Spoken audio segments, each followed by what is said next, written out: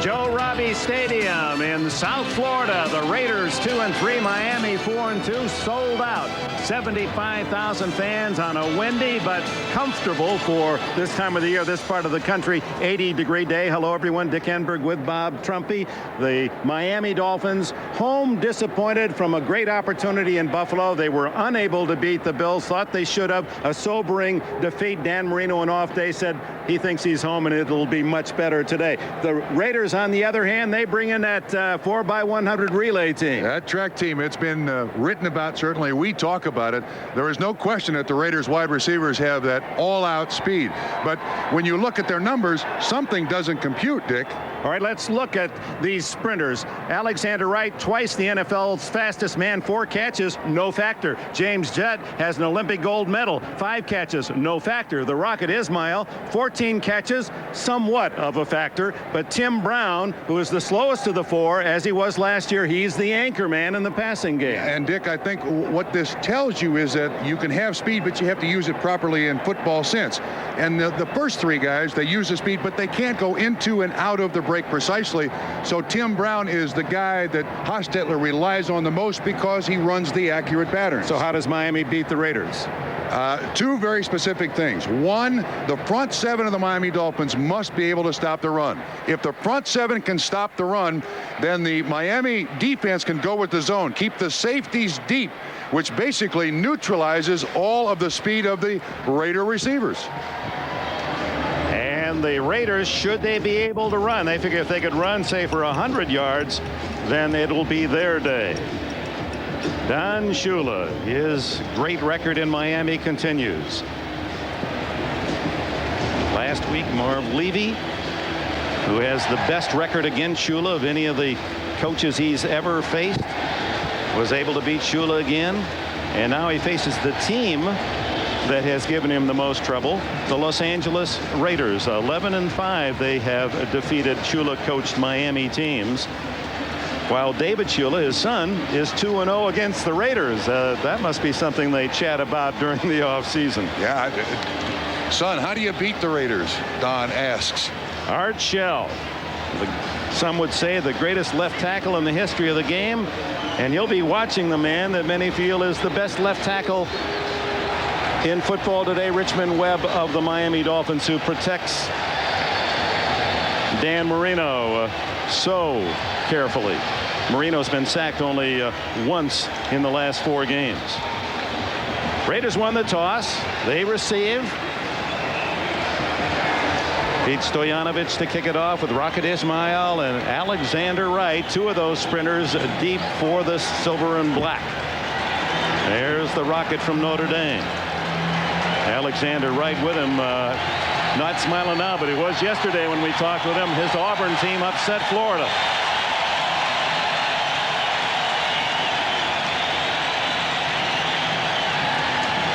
And Stoyanovich puts it in play. A sailor taken by Rocket Ismail. And he runs into trouble at the 33-yard line, a 22-yard return. And here come the Los Angeles Raiders and the Haas. Jeff Hostetler was a 3rd-round pick of the Giants back in '84. Perry, the All-Pro Wisniewski, the veteran Mosbar, the big guard Gogan from Dallas, and Wilkerson, the offensive front. Ty Montgomery starts. We'll see more of Harvey Williams. Rathman, the ex-49er, the blocker and receiver. Brown and Wright, the wide outs, with Glover, the tight end. When they go to 3 wide, Rocket Ismail comes in for Rathman.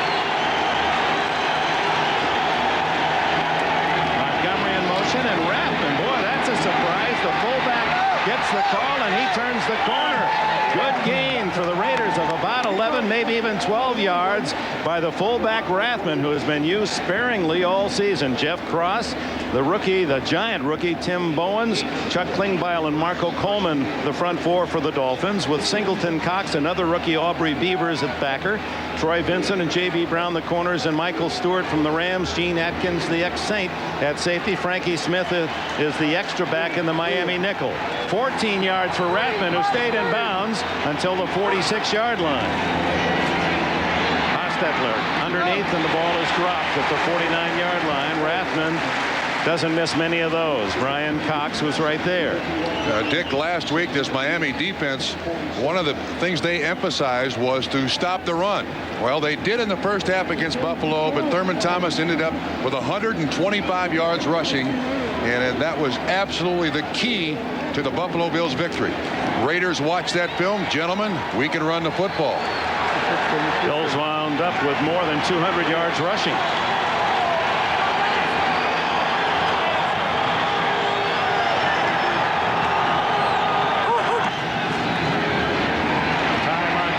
Slicing to the 49-yard line, a pickup of almost 3.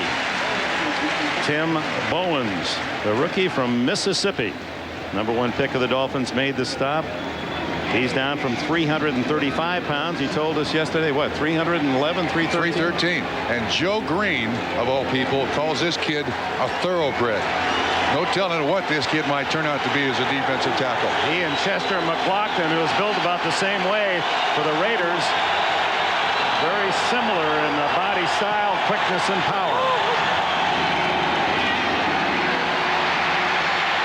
Hostetler goes long for Ismail, who makes a gallant try at the 5-yard line. Dick, that was a message throw by Jeff Hostetler because Tim Brown was open over the middle and would have picked up the first down yardage. That's one of the things the Raiders try to do. They threaten you with the speed. Now, Ismail does an excellent job of running the pattern on top of Frankie Smith.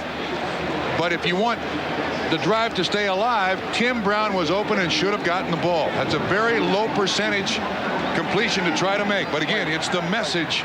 We will go deep. O.J. McDuffie and Scott Miller are deep. And here's the league's top punter, Jeff Gossett. And that one not very good. Will pick out of bounds at about the 18-yard line. He won't be happy with that one. 32 yards and our first timeout. Dan Marino gets ready to work. The wind in Buffalo last week seemed to bother him, and it's windy today here in South Florida. And Hannah Storm with a report. It's uncharacteristically windy, Dick, here at Joe Robbie Stadium. In fact, kicker Pete Stoyanovich told me it's even windier than Buffalo, a game in which the Dolphins were second guessed for throwing into the wind and not running the ball more. I asked Don Shula about the wind today, and in a rather tongue-in-cheek comment, he told me if this keeps up, he's going to run the ball on every down. By the way, the Raiders were able to practice here yesterday. Jeff Hostetler's never played in Joe Robbie, and he said it really helped him determine how the wind is going to be a factor here. It's coming across the top of the stadium now from north to south, but when it hits the field, it rolls back in the other direction. All right, Hannah, the first play by Marino, the wind not affecting that pass. Parmalee unable to pull it in. McLaughlin and Ball, two huge defensive tackles for the Raiders, pressuring Marino.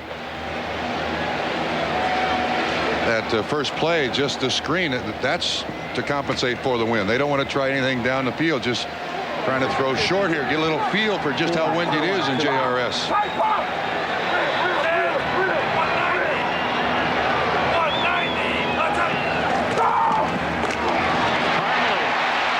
With a good opening is out to the 26-yard line. It'll be 3rd down and 3. Here are the Dolphins offensively. The Pro Bowlers on the left side, Webb and Sims. Dellenbach the center. Gray, his first NFL start. Injury to Burt Widener. And Ron Heller, the veteran at right tackle. Marino has Byers, who's looking for his 110th consecutive game catching a ball. Parmalee, you've just seen. Fryer and Ingram outside. The All-Pro Keith Jackson is the tight end. And the 3-wide O.J. McDuffie comes in. He's in there now.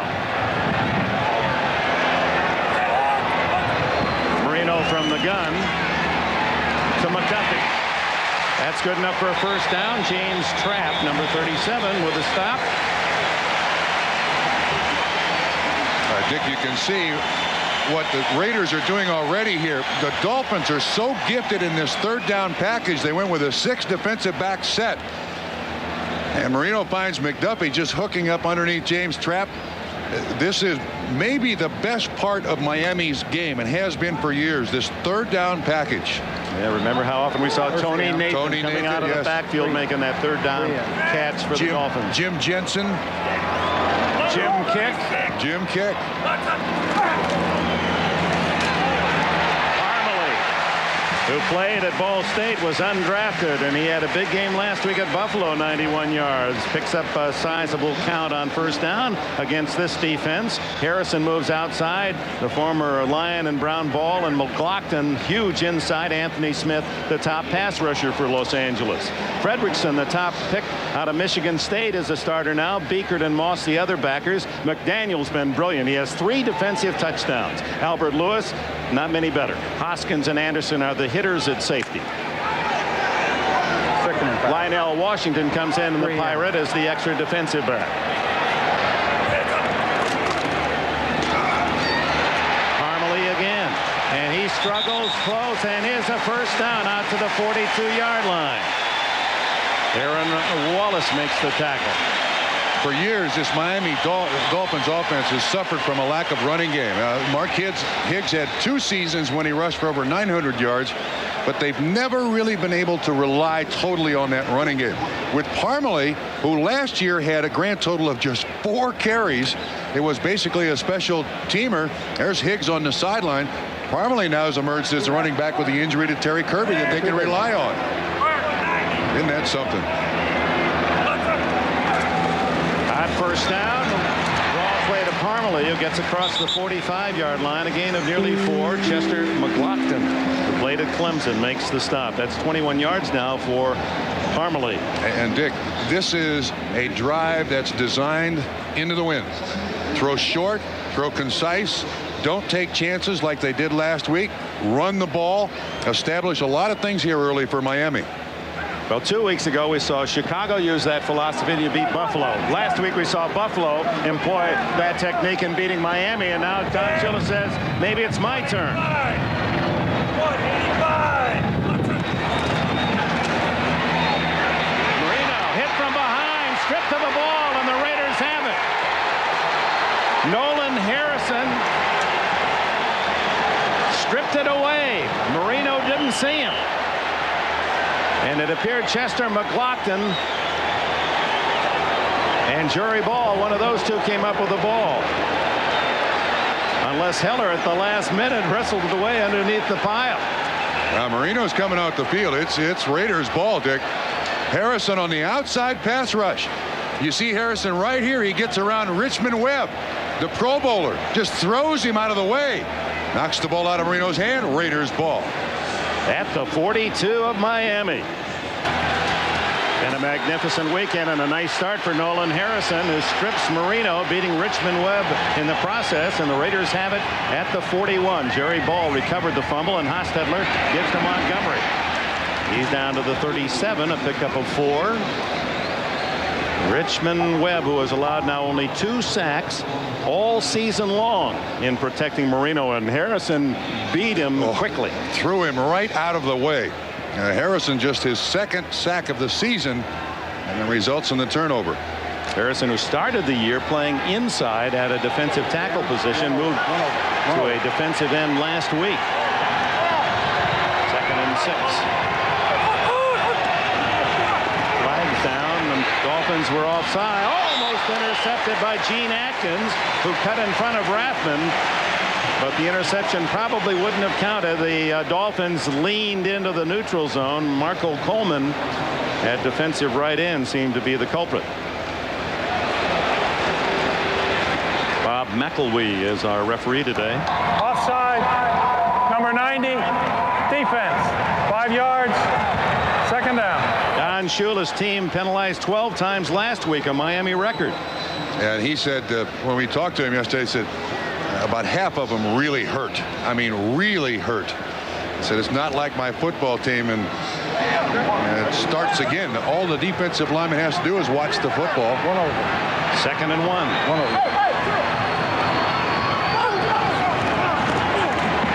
Big hole for Harvey Williams at the 20, and he's inside the 15.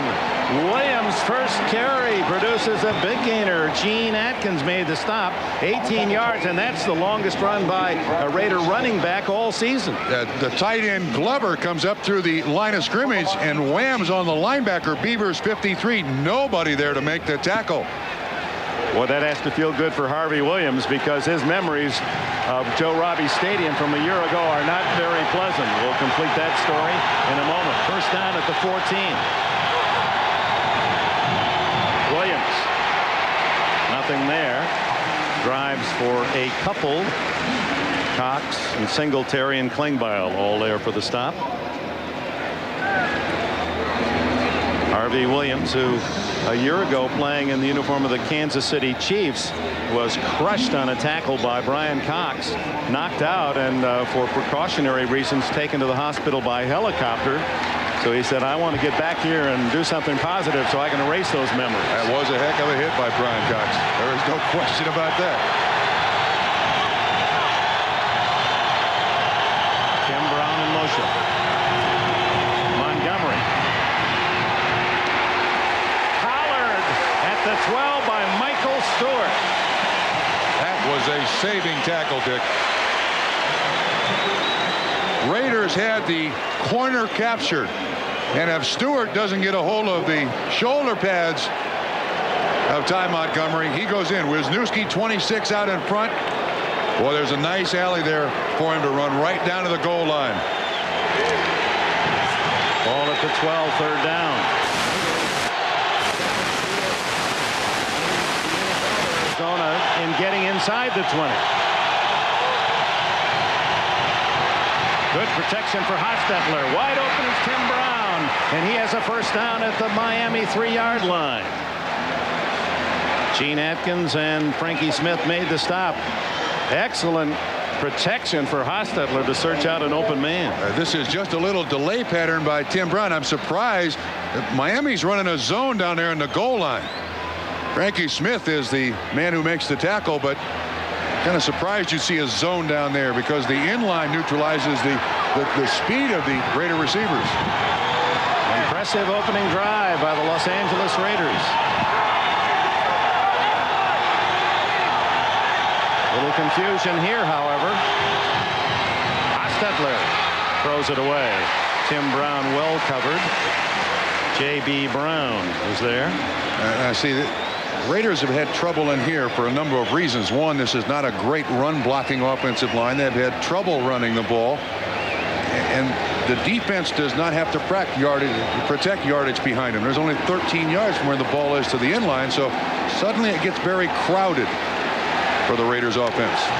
Trying to capitalize on the fumble by Dan Marino, forced by Nolan Harrison, and Harvey Williams joins Tom Rathman behind Hostetler. On second and goal. Hostetler, a great scrambler, and he loses a yard. Tackle made by Gene Atkins. But how many quarterbacks do you see put their head down, play fullback at the goal line like Jeff Hostetler does? Nobody open. And it looks like Jeff Cross, set 91, does get in there and makes him flush out of the pocket a little bit, but then Hostetler turns fullback.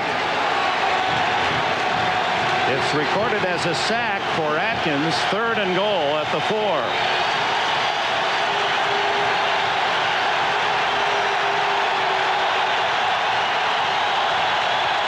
Miami trying to stop a trend. Hostetler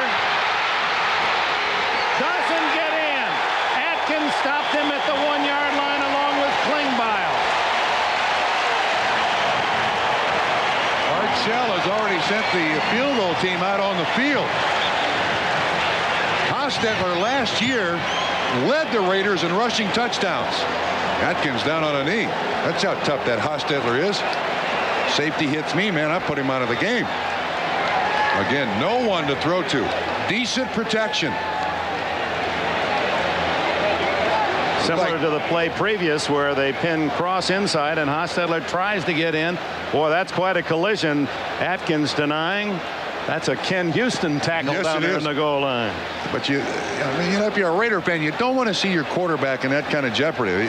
Hostetler sacked 50 times last year, has taken multiple hits in the backfield, and now he's exposing himself to injuries and hits like that. Richmond Webb, the defense, perhaps, unless this is a fake, Only going to cost the Dolphins 3 points for his missed block as Atkins is helped off, and ball's inside the 1, but Shell wants to come away with points on this turnover. And Jaeger, this is shorter than an extra point, 19 yards. And he punches it through. Nolan Harrison's sacked fumble.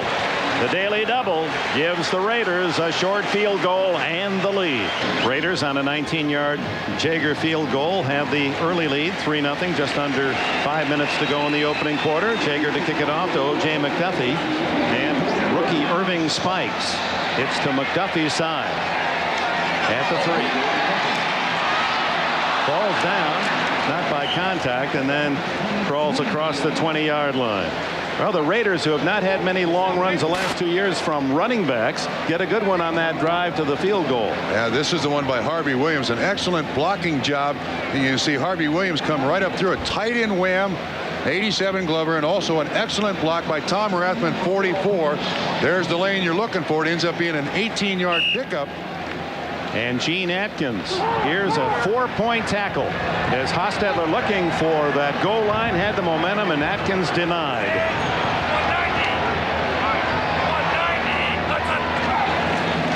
Parmalee, good blocking. He squirts out to the 32, almost a first down, and maybe it is.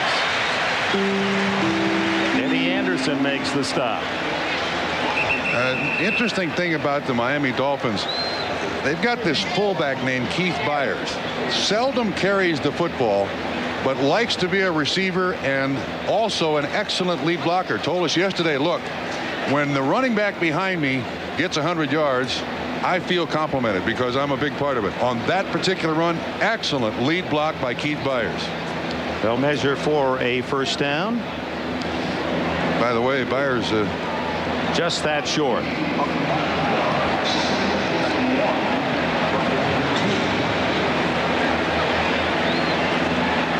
Byers, the former Eagle, no running back in history, had a string of catches that reached 100, and he's looking for a catch today that'll make it 110. And look at the names on that list. Largent and Monk, tight end. Newsom, Rice, Carmichael, a tight end. Gray, and Byers 7th all-time in consecutive games with a catch.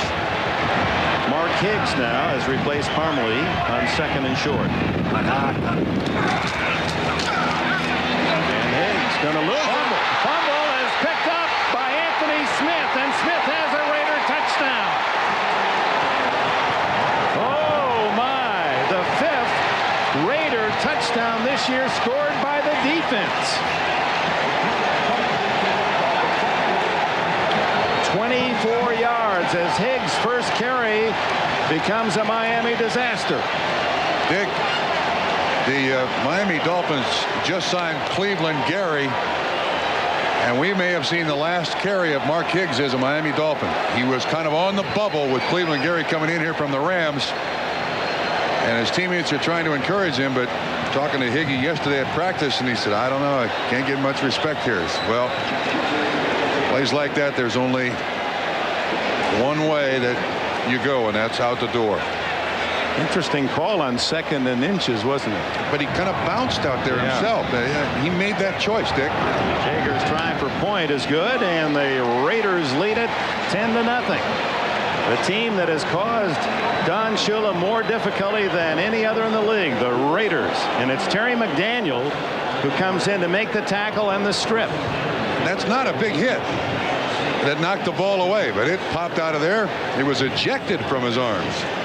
Welcome back to Joe Robbie Stadium, where the Raiders scored after a Mark Higgs fumble. Presumably the reason that Higgs was in the game instead of the starting running back Bernie Parmalee is that Parmalee had trouble with a contact. He lost a contact in one of his eyes and had to put it back in and was unable to go into the game at that point, Dick.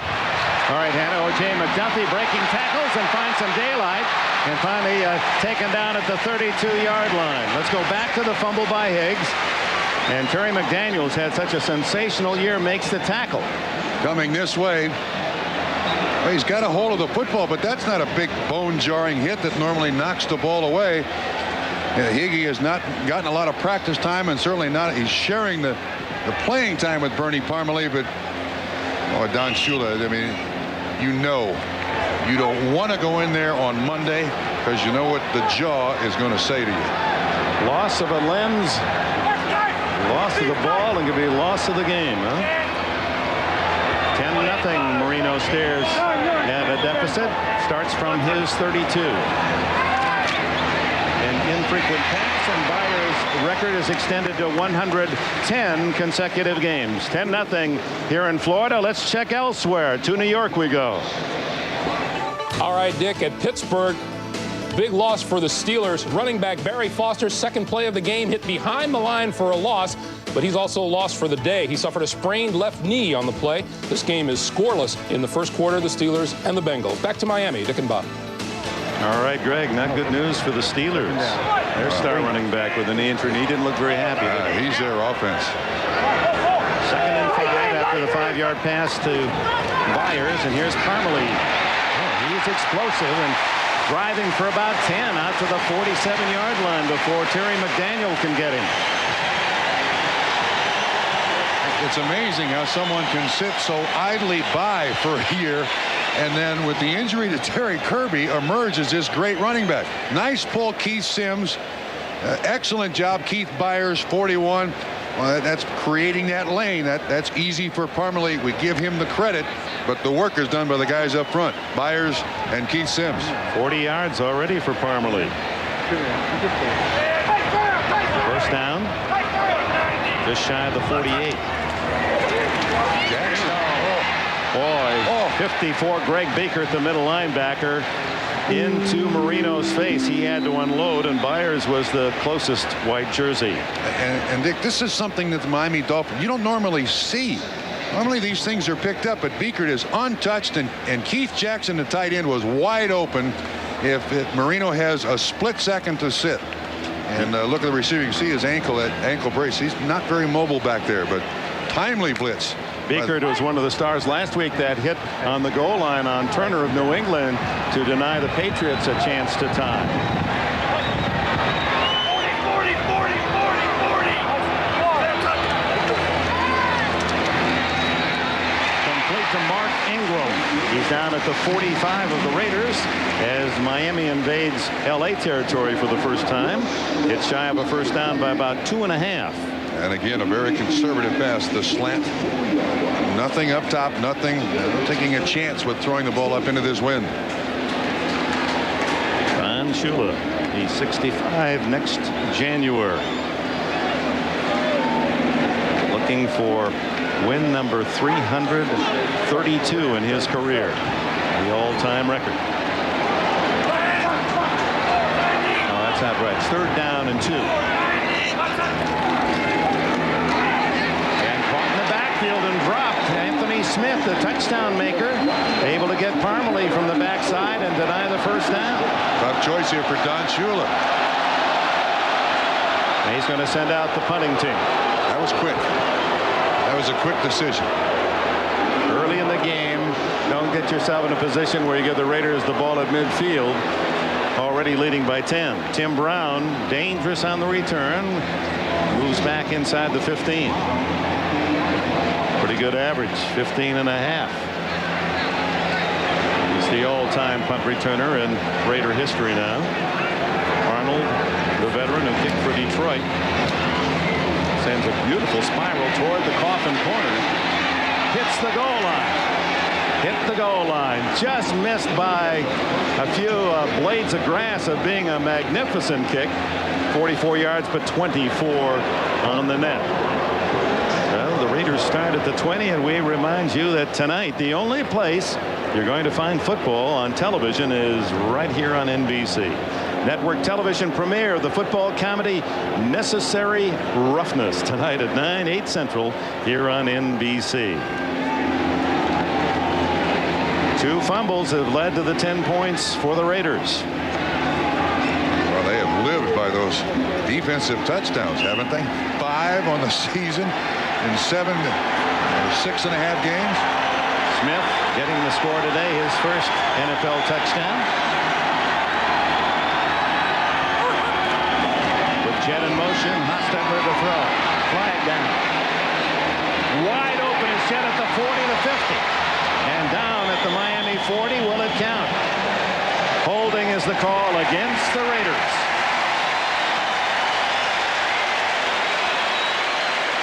Negates a 40-yard pass and run.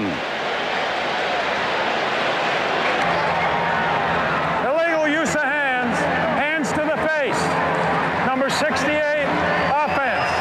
10 yards, first down.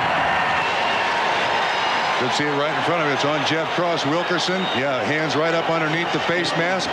Referee Bob McElwee calls it. No question about that. That's an easy one. That's an easy one. Raiders live with these penalties. Second to Houston. They were the two teams most penalized last year. Takes it back to the 10-yard line.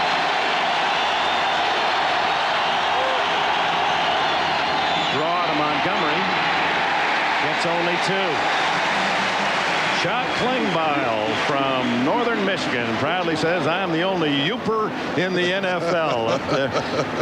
His mom, a librarian up in the Upper Peninsula, Houghton, Michigan, playing with a very sore knee. Said, well, I thought maybe I wouldn't be playing this week, but we do have a bye week, and Coach Shula says you're playing. Coach Shula doesn't like those MRIs, those X-rays. Get out there and play, kid. End of a Raider quarter. Los Angeles Raiders recover 2 fumbles. One leads to a 19-yard field goal by Jaeger when Archell said, I'm not going for it 4th and less than a yard. And then Mark Higgs' fumble picked up by Anthony Smith, who rumbles 25 yards officially for a touchdown, and it's 10-0. The defense of the Raiders the key. Raiders now pinned deep in their own end. Ball just outside their 12-yard line. 2nd and 18. We open the second quarter. Dick Enberg with Bob Trumpy and Hannah Storm in sunny Florida.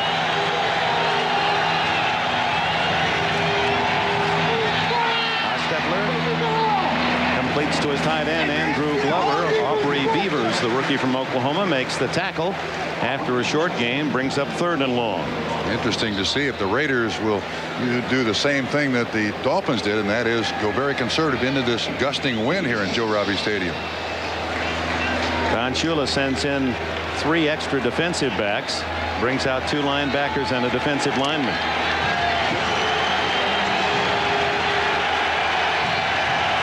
Harvey Williams, the lone running back behind Hostetler.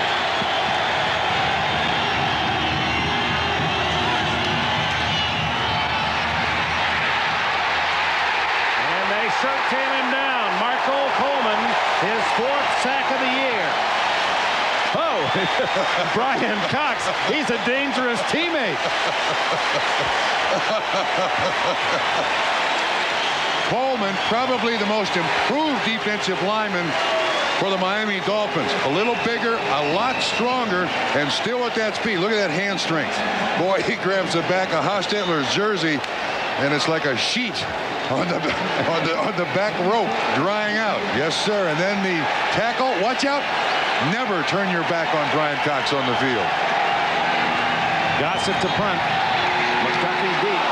Almost blocked. McDuffie comes up and takes a wallop. Dan Land downs him at the 48-yard line. A 32-yard kick. No return. Timeout.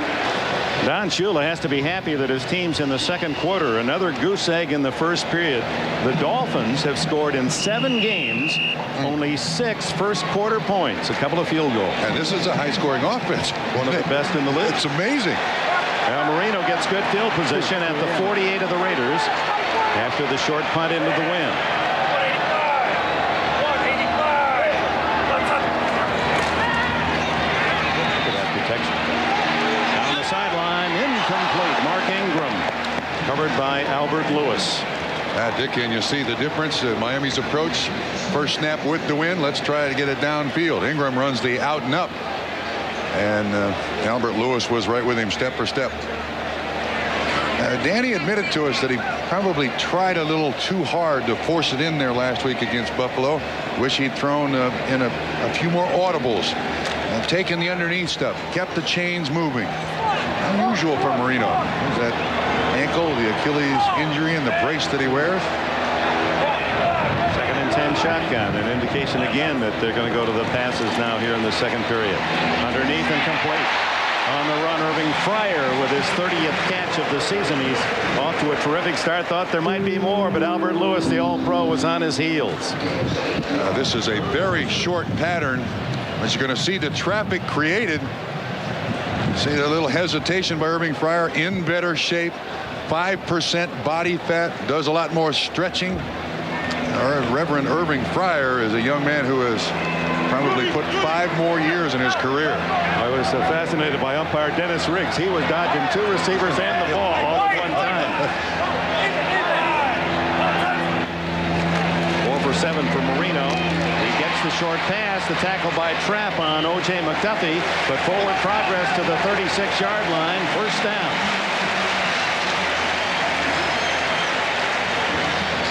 Dolphins running a lot of motion, Dick, to free up receivers. They're getting man-on-man coverage by the Raider defensive backs, and these defensive backs are just getting caught in all the crowd just across the line of scrimmage, including the umpire. He can be in the way too. Art Shell in his 6th season, and a major acquisition in Albert Lewis from Kansas City, not only for his talent but for his leadership and tutoring the young DBs. First down toss to Parmalee. He does get it going, doesn't he? Hoskins, the safety, with a tackle. 50 yards for Parmalee in this opening half. Watch the acceleration once he recognizes where he wants to go. Byers lead block. Parmalee stays right on his hip, and that first step upfield, boom. The great running backs have that acceleration. They also have confidence in their lead blockers to put them in the right spot. Parmalee, this guy's not a surprise. He's a shock. It was on 2nd and 1 where Higgs fumbled. It led to a Raider touchdown. Will Marino go for something on 2nd and 1? Yep. Parmalee, something big. Oh, through the hands of Parmalee on the sidelines. Good coverage by Rob Fredrickson, the linebacker, who showed his speed. He stayed right with the running back. Parmalee runs the out and up, and Fredrickson, the first pick of the Los Angeles Raiders, was a true drop linebacker for Michigan State. Excellent coverage linebacker. Fredrickson is right here. Here's Parmalee. He runs the out and up. Fredrickson stays right with him. Told us when training camp began, they moved him inside. He was lost when they moved him back outside. Hey, that's fine coverage by a linebacker. Even at that, the ball was right there. 3rd and a yard, and Parmalee struggling to get a first down and is shy. They got to go for it. Those big guys inside, and Shula says go for it. Jerry Ball, well over 300. McLaughlin, over 310 pounds, shoulder to shoulder. And even when they only have a 4-man front, it's tough to run in there, much less when they fill every gap. Dick, Ball and McLaughlin not only 300-plus pounds, but not particularly tall. So it's a low center of gravity, hard to move them off the ball. Very little gain on that 3rd down try by Parmalee up the middle, so 4th and 1. Byers and Parmalee behind Marino. Flag down. Parmalee close to the first down, but it appeared that Byers might have moved prematurely. Boy, again, Don Shula saying things he just can't stand in this football team. That from a veteran who's gone through it so many times. Yep. A legal motion. 2 fumbles, 2 penalties already on the Dolphins. They're going to measure first, and if it's not a first down, the Raiders, of course, will take the ball. Going to be close. Wow. The first down. Raiders take over on down. 41 offense. The penalty is declined. First down. Well, the Los Angeles Raiders defense putting on a show at Joe Robbie Stadium. 10-0. Raiders defense denying Dan Marino and the Dolphins 2 running plays on 3rd and 1. Unable to convert. Byers penalty not significant, and they didn't get the first down anyway. So taking over at the 27 is Hostetler. Gives to Harvey Williams for a couple yards. Harvey Williams from LSU, number 22, but Williams more than a number.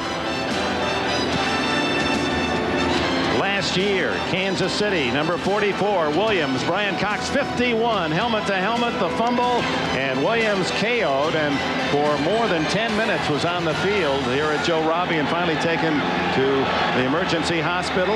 Cox, the linebacker there, sights in on him, and Williams okay, and now in the new uniform. Tim Brown with a flag down to the 36-yard line. Singleton makes the tackle. The thing about the injury to Williams was that the fumble became more important to his life than the injury, because Marty Schottenheimer basically didn't play him the rest of the year. That's right, and there was a big argument as to whether Harvey was healthy or not. Harvey said he was. Marty said he wasn't. But the net result was, you're right, he didn't play much after that, and Harvey holds it against Marty Schottenheimer. Penalty against Gerald Perry for holding, and that'll take the Raiders half the distance into the 18-yard line. Dick, you mentioned earlier about Harvey Williams when he was with Kansas City with 230. Now he's under 210. Doesn't eat red meat. Been jogging on the California beach. He said, you know, people out there on the left coast, they're very health conscious. He wants to look good. Yes, he does. From the 18, second down and long. Hostetler caught from behind, gets it away, complete to Williams, and Cox pushes him out of bounds. There's a yellow flag back at the 16. Boy, have we seen Jeff Hostetler drag down, hit, abuse so far in this first quarter and a half? Bob McElwee checking the officials. He indicates it's against the Raiders with that thumb throw over the right shoulder. Yeah, this is going to be 3rd and a 3-wood. Holding, number 76, offense. Half the distance to the goal line. Second down. That'll take it inside the 10 to the 9-yard line. Let's see. Here's where the holding takes place. Wisniewski. Oh, yeah, that's a takedown. That's a takedown. Good call. Into Williams, hoping to catch the Dolphins, looking for something outside or a pass, and they were ready for the run. Gets only 2. Meanwhile, the concern for the health of the quarterback of the Raiders continues. Hostetler in this first half has taken 4 very solid hits already. His teammates have said, look, don't put yourself in that kind of jeopardy. But Hostetler learned from Phil Simms when he was with the Giants that any chance you get to show your toughness, do it. And he does it. 3rd down, 26.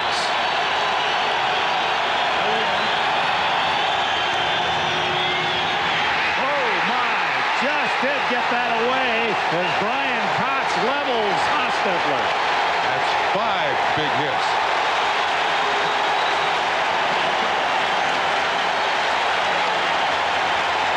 And he passes the test of toughness once again.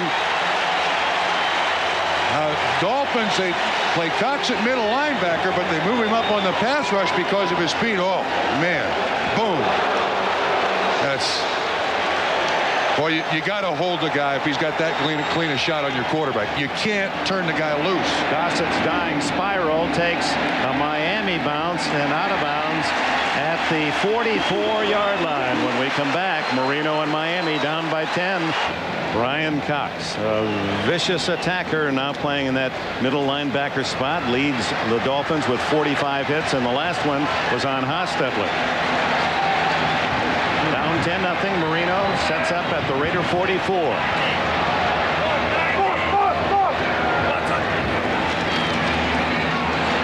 Screens it incomplete to Parmalee as Jerry Ball was quickly on top of Marino.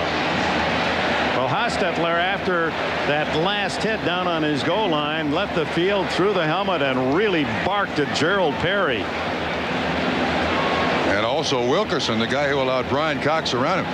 That, by the way, was Brian Cox's first sack of the season from that middle linebacker spot. It wasn't a sack. It wasn't called a sack? Incomplete pass. I stand corrected, sir. But it was close. 2nd and 10 for Marino. Parmalee appeared to start upfield prematurely, and the throw way short. Derek Hoskins was the closest player, and Parmalee was down the sideline. And Dick, they're getting just enough pressure in the face of Dan Marino, which has always been what teams have tried to do, is collapse the pocket back into the face of Dan Marino, and he's hurrying the throw, not really sitting very comfortably in the pocket. He's 5 for 11 today, 31 yards. Missed on his last 3 throws. 8:15 remaining in this first half. 10-0 Raiders.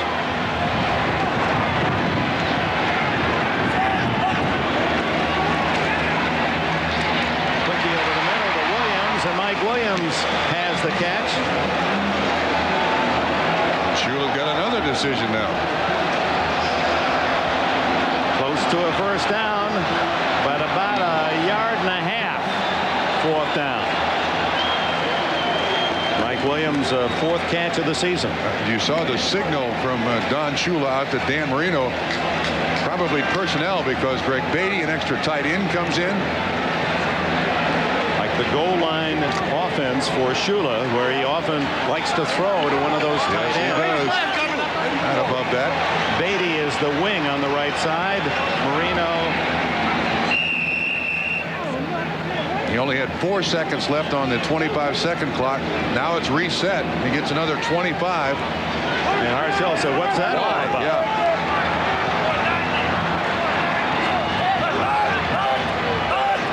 They're just trying to draw him off.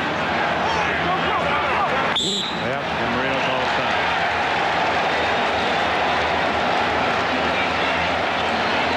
So on 4th and 1, we'll see whether Miami goes for the field goal or the touchdown, but first to New York. All right, Dick, at the Meadowlands, the New England Patriots have pulled even with the Jets. Drew Bledsoe 3 yards to Ray Crittenden, and with the extra point, it's a 7-7 tie between the Patriots and the Jets in East Rutherford. Let's go back to Miami. Well, the winner of that game will go 4-3 and establish themselves as a threat in the AFC East. Miami and Buffalo, the front runners, at 4-2 coming into this weekend. Well, this is really a most important moment for the Miami Dolphins. They're down 10-0. They were stopped on 4th and 1. The Raider defense has really muscled it up, and if they stop the Finns, as they call them, again, the Raiders could feed off that. This is deja vu. Dolphins had the same problem in Buffalo last week, and you know what that resulted in? A loss. Normally, when this offense has its rhythm, it is a very difficult offense to even disrupt, let alone stop. But they put enough middle pocket pressure on Dan Marino to really upset it. They'll not go for what would be about a 53-yard field goal. That middle pressure, maybe, again, they found a way that Buffalo could do it last week. Again, the 3 tight ends used by Miami. Beatty in motion. Beatty. For the first down. They go to the tight end. First down at the 28. Greg Beatty, his 2nd catch of the season. And Shula says, "How tough is this?" 2nd catch, first one that didn't result in a touchdown. You'll see Beatty come out of the crowd here from the left. There he is. Somebody isn't blocking Jerry Ball. Jerry Ball was in on Marino's insteps as he threw that one. Well, they're trying to block him, but they've also got an injury. Bert Widener, and they've got the young man Gray in there starting. And Jerry Ball is a load for anybody. 6.5 minutes left in this opening half. Good protection this time. Almost intercepted by Beaker. Intended for Parmalee, the running back, running a deep circle over the middle. Yes. Beaker was underneath. Rob Fredrickson, the man in coverage. It's going to happen all to your left. See Parmalee go out of the backfield. Beaker had an excellent drop, reading Marino's eyes. He just can't get his hands up in time. These 2 young guys, Beaker and Fredrickson, playing extremely well for this Raider defense. 7th round selection a year ago, combining with Fredrickson. I guess the 2 of them, along with Rob Holmberg from Penn State, a rookie, they're quite inseparable. 3 musketeers. Marino hitting 50%, 7 of 14. 6 different receivers. This time to Byers on the ground. Keith Byers bowling his 250 pounds plus inside the 25. Dick, Miami's searching here. They are really searching for something that they can put their offense on, some kind of hook, some place where they can run the ball. You can hear those defensive coordinators say, make them earn it. Boy, yes. Miami has earned every penny of this first half. Nothing has come easy for Miami. You're absolutely right. Timeout is called by the Raiders, by the Los Angeles Raiders. 5:45 left in the first half. Welcome back to Raiders first-year defensive coordinator John Fox. His team gave up 44 to the Niners and 38 to Seattle in the first two games, but they've really tightened up things. Then 16 to Denver, 26 to San Diego, 17 last week, and they have stymied Miami in this first half today. 3rd and long. You hear the gusts of wind.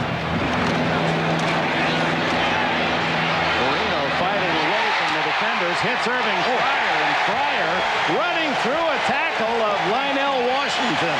First down, Miami. Irving is a tough dude. Always has been. One of the best blocking receivers in the league. Again, though, pressure on Dan Marino. Looks like Anthony Smith and Nolan Harrison got his arm in. But look at this. Fryer puts his head down, runs right over Washington to keep the drive alive. That was a big play, Dick. Convert that 3rd down. At the 15-yard line, the Dolphins' deepest penetration.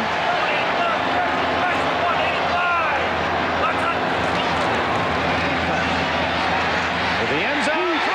Touchdown. Check it. No, Keith Jackson. Keith Jackson has the touchdown. The tight end's 4th of the year. Man responsible for coverage was Greg Beekert. Jackson gave him an out move, went right up into the end zone. Beekert bit on the out move. Well, you hear everyone talk about the quickness of arm of Marino. There was a classic delivery. Marino got that ball out in a hurry. Not a lot of space, and that quick arm buys you space in the end zone. Out of Jim Arnold's hold. And the Dolphins are within 3 of the Raiders, 10-7.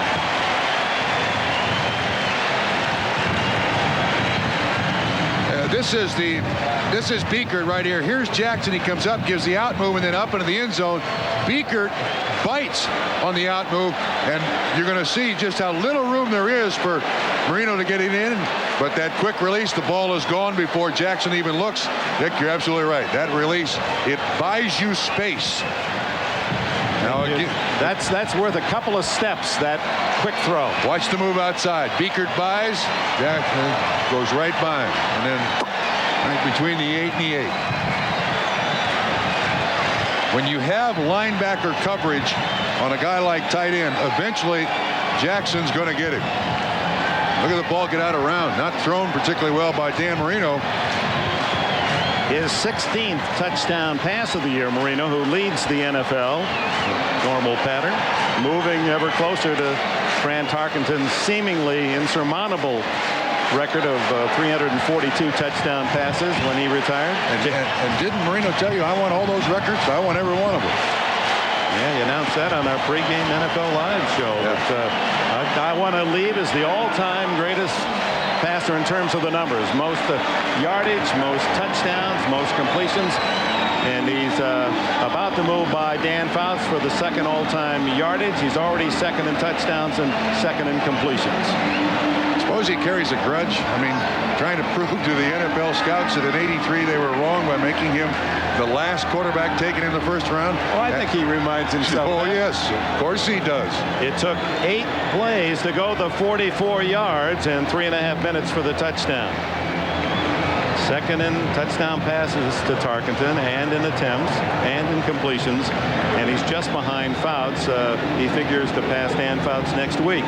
But he'd trade all those numbers for a Super Bowl championship, wouldn't he? Didn't hesitate when I asked him that. Not a moment. If it goes out of bounds, let it go. Going out of bounds, let it go. It was the good defensive stand and the Raider penalties that set up field position. And then Brian Cox hitting Hostetler on the third down play down at the goal line. Oh, 10-7. Dick, correct me if I'm wrong. All the points have been scored to the right end zone here with the wind, even though it's gusting. So we've got a scoring end zone. We've got a non-scoring end zone today. And gust strong enough that Chris Green is going to have to hold the ball for Stoyanovich on the kickoff. Ismail and Alexander Ryder deep.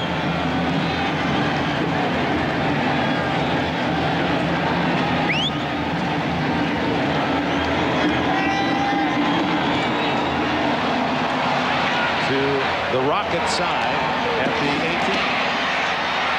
Oh my! Is he tagged by Bernie Parmalee?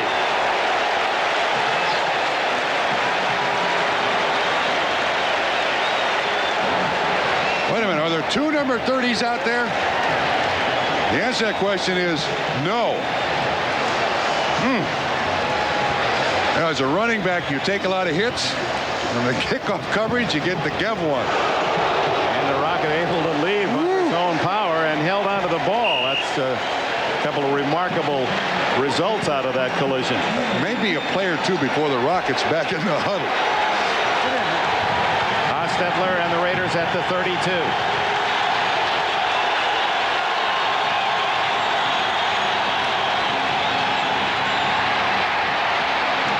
Underneath the Rathman, flag down. Rathman out to the 45-yard line.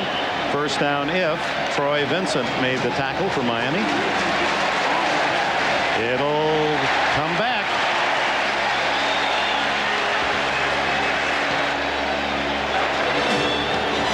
As we go back to in the grid, the touchdown scored by Keith Jackson. Watch Beekert, 54, in the red circle. You see zone coverage behind him, but he's got the coverage on the tight end. When the out move happens, Beekert takes one step out, and that's all that's necessary for Keith Jackson to get in the end zone. Miami's first score. Ty Montgomery, guilty of being in motion. I think he headed upfield before the snap. This one to Jet, drop. Might have been deflected. It certainly took an interesting pattern. J.B. Brown on the coverage. Dick, I think it was the wind. Now, it may have been Marco Coleman that got his hand on it, but that ball did really get out of round in a hurry. Just floated out there like a knuckleball. See if we can see it. Watch 90. Does he get his hand up in time? Yes. If the fingers get the ball out of round, and that baby just died right at Jet's feet. 2nd and 15. Hostetler's now 2 for 7, just 15 yards passing. Incomplete. J.B. Brown denies James Jett. Flag down again. Another Raider penalty. Marco Coleman, number 90, is having a whale of a first half. I don't know if the penalty is on Gerald Perry. Holding. Number 71. Offense. Are you telling me they're not 10 yards. Second. You telling me they're not? Jeff Hostetler trying to refute the call. But again, Coleman having an excellent first half. You can see he's on Perry, and it's against the outside rush. And he throws Perry. Look at what he does to his head. Perry grabs that arm and pulls him down. And that's a result of that hit by Cox over Wilkerson. Now Gerald Perry holds him, makes sure he doesn't get another hit on the starting quarterback. Dolphins decline the penalty. 3rd down 15. This crowd is in it now.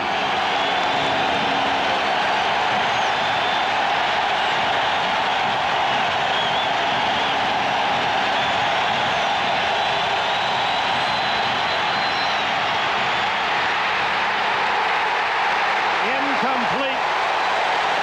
Brian Cox made the hit. Hostetler is holding on to that ball too long.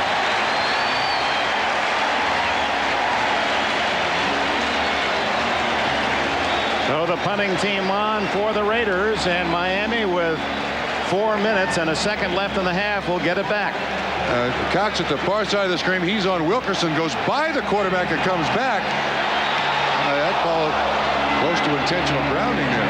Gossett's punt, fair catch. McDuffie. Gossett limps off as there was slight contact as he delivered the punt.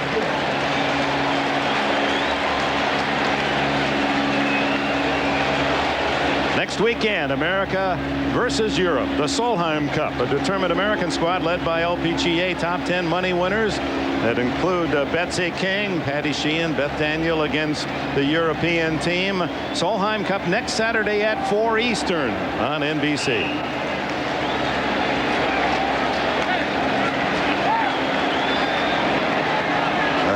I think Arcello's telling us, get rid of the football. Haas is firing back. Dolphins start from the 35-yard line. And the success on the running game. Wait a minute, Dick. Is out to the 40-yard line. Dick, on the sideline, Art Shell, I believe, just pulled Jeff Hostetler. Hostetler talked back to him.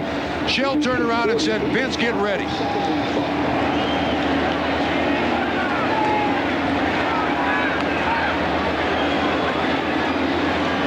To read lips, and it's fairly apparent that you don't talk to me that way is the essence of the message from Shell to his quarterback. 2nd and 5, and properly twisted down by Winston Moss, who played here at the University of Miami. It's 3rd and 5. Here's the two of them was talking on the sideline. Art Shell is certainly trying to make a point, and Art, among other things, said, Vince, you get ready. Vince tries to console Jeff Hostetler, and the Raiders are leading. They're not down 10-0. They're leading 10-7. Yeah, but Art Shell making his point. I'm the coach. Yes. You're not the coach. Part of the Raider mystique. 3rd and 5. Marino up on top, incomplete to McDuffie, and good coverage by James Trapp. Hostetler now venting his feelings upstairs, not to that man, Al Davis. Tom Walsh is the offensive coordinator. That's who he's talking to, Tom Walsh. Meanwhile, the defense certainly doing its job, has stopped Miami again, and on 4th down and 5, Jim Arnold to punt to Tim Brown. Brown at the 20-yard line.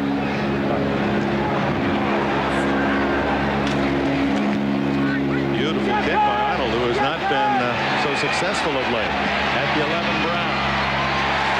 It's about 6 yards on the return. The tackle made by 52, Brant Boyer, a rookie from Arizona. Now, the drama on the Raider sidelines. Well, they got both of them there, Vince Evans and Jeff Hostetler. Hostetler pleading, saying, hey, I'm sure he's apologized at this point. Vince Evans is coming out. Look. Paul Brown told us one time in a team meeting, don't hold me responsible for what I say on the sideline during a football game. We all get emotional. I won't hold you responsible. I would prefer to have Art Shell, being an ex-player, know the emotion of Jeff Hostetler, put him back in the game. This could be just a one-series thing. I hope no more than that. Art Shell told us yesterday that he was concerned about how long Hostetler and his bravado was holding on to the ball, and now it's Evans taking over on the 16, and Evans is going to get the play off in time, and the Raiders spend a timeout. Now Jeff Hostetler, the starting quarterback, roughed up in this first half, holding the ball too long, and in part after he yelled at his lineman over there. Art Shell, a former lineman, I have a feeling was saying, hey, it's not all their fault. Well, that's true. You're holding on to the ball too long. Don't be barking at the guys trying the best they can. And he's looking out for the entire team. And look at that, Hostetler, when he comes in, I'd put him at running back.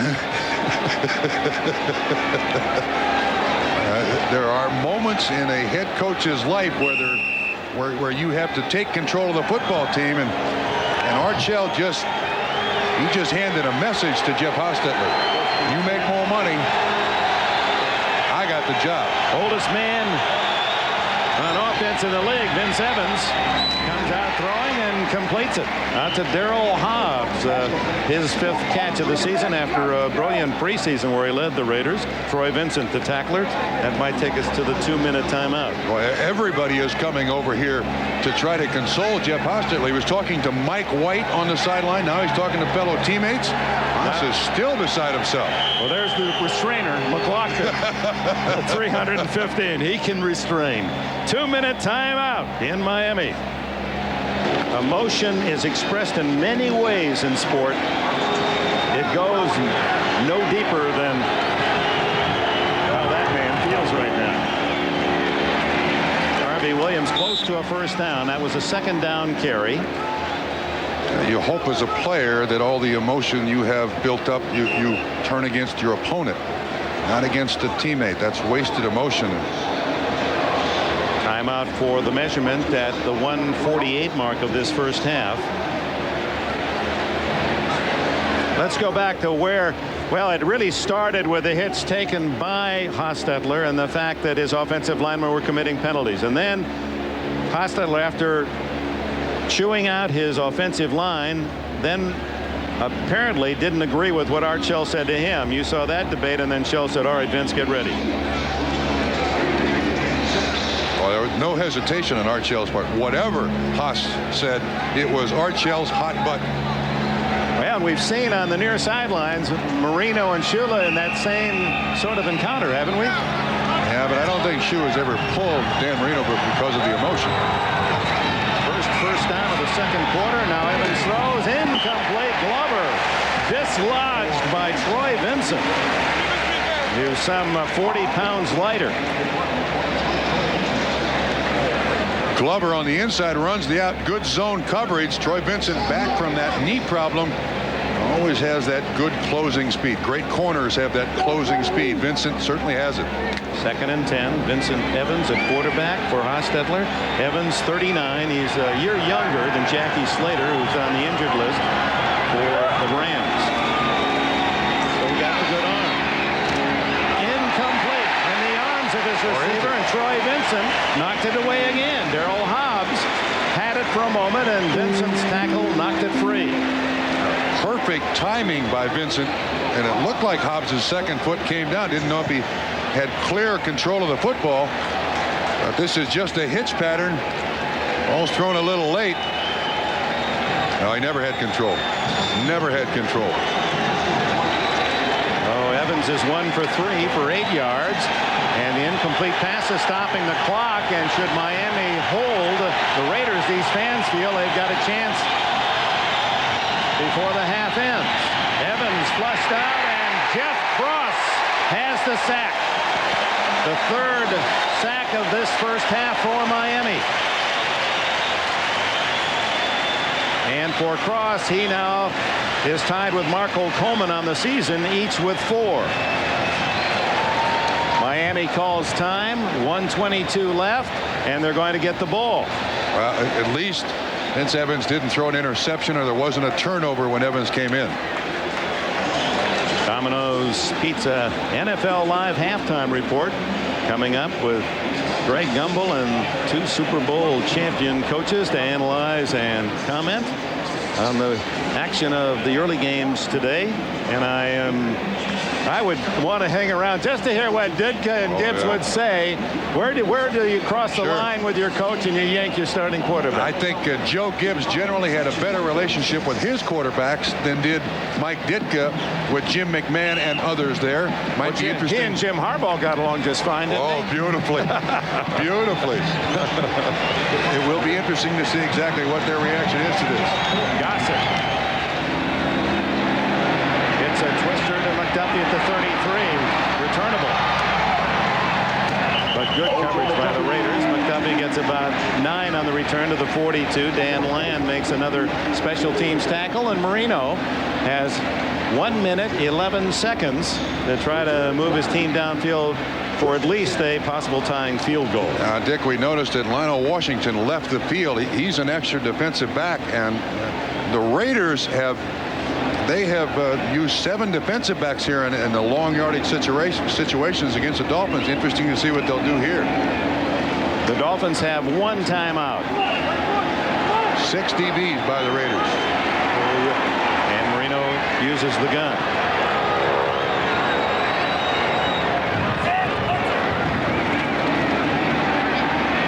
Out of the backfield of Byers. Trying to get to the sidelines and does with a second effort. Stops the clock, saves the timeout, moves to the 49 of the Raiders, where it'll be 2nd and 1. Again, that's linebacker coverage on Keith Byers. You're going to see everybody clear out here, and here's the matchup. Byers in the backfield, Beekert the middle linebacker, and it looks to me like Byers is the only person that Dan Marino is looking for. Makes the catch, gets the yardage, and gets out of bounds to stop the clock. He leads the Dolphins now with 36 catches. Byers on the season.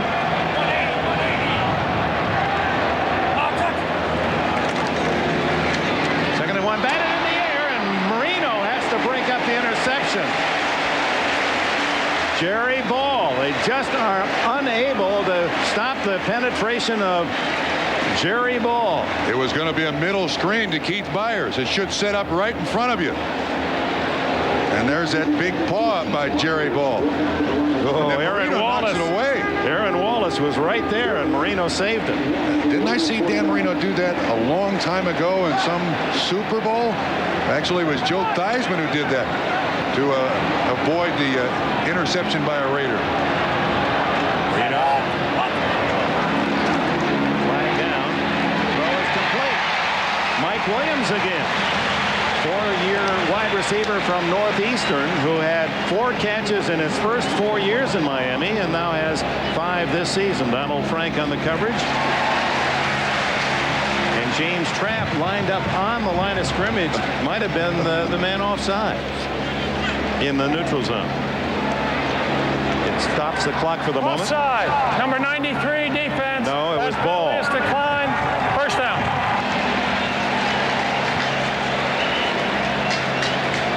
So it's a first down at the 37 as they take the completed pass. 52 seconds remain in the half. 10-0 10-7 Los Angeles.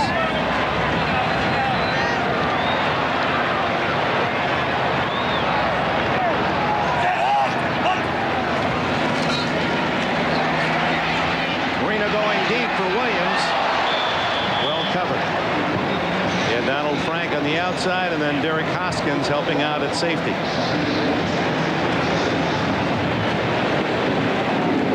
Well, most of the excitement of this first half on defense and on the sidelines of the Los Angeles Raiders. Will Evans be the quarterback next time out for the LA offense? That was Tom Walsh, the offensive coordinator there, talking to Jeff Hostetler again. I mean, this is ongoing. Jeff has not gotten over this yet.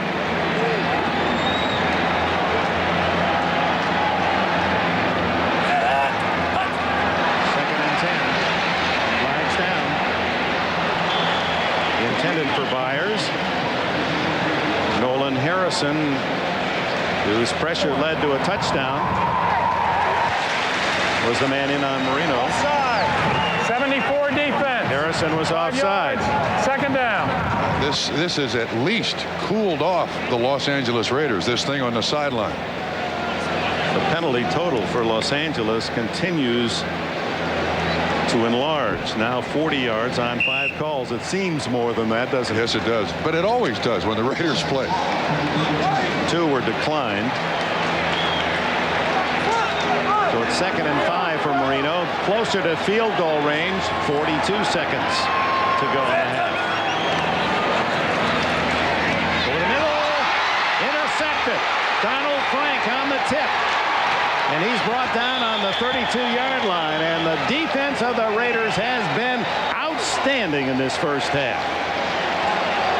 Donald Frank, the former Charger, with his first interception as a Raider. Ball tipped. Intended for Williams. And Frank does an excellent job of hanging onto that football. Boy, the Raiders needed that kind of defensive play. Miami moving into field goal range. Yeah, anything. They need to get into the locker room, settle this thing between Art Shell and Jeff Hostetler, get on with their business in the second half. And Frank does a great job here. The old tip drill, just Get your hands on it and catch it. Mike Williams overpowered with that bullet from Marino, and Vince Evans is the quarterback as the Raiders offense takes the field. This might be, let's just kneel down and get this thing over with. No, Evans comes out throwing.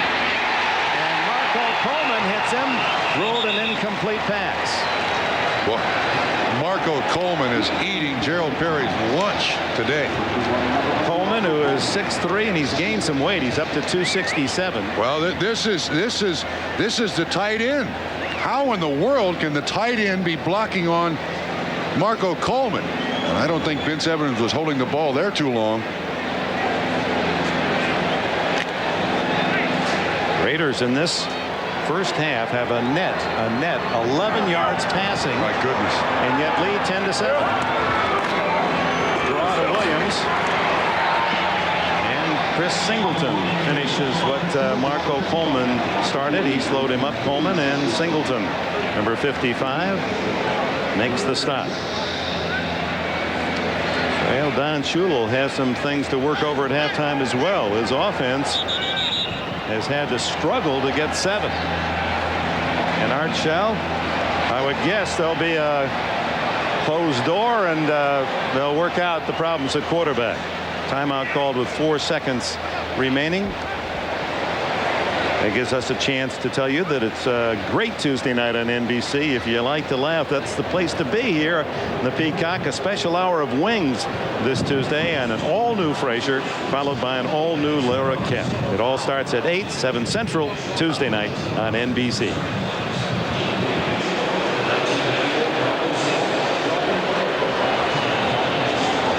'47-year-old Art Shell, and this could be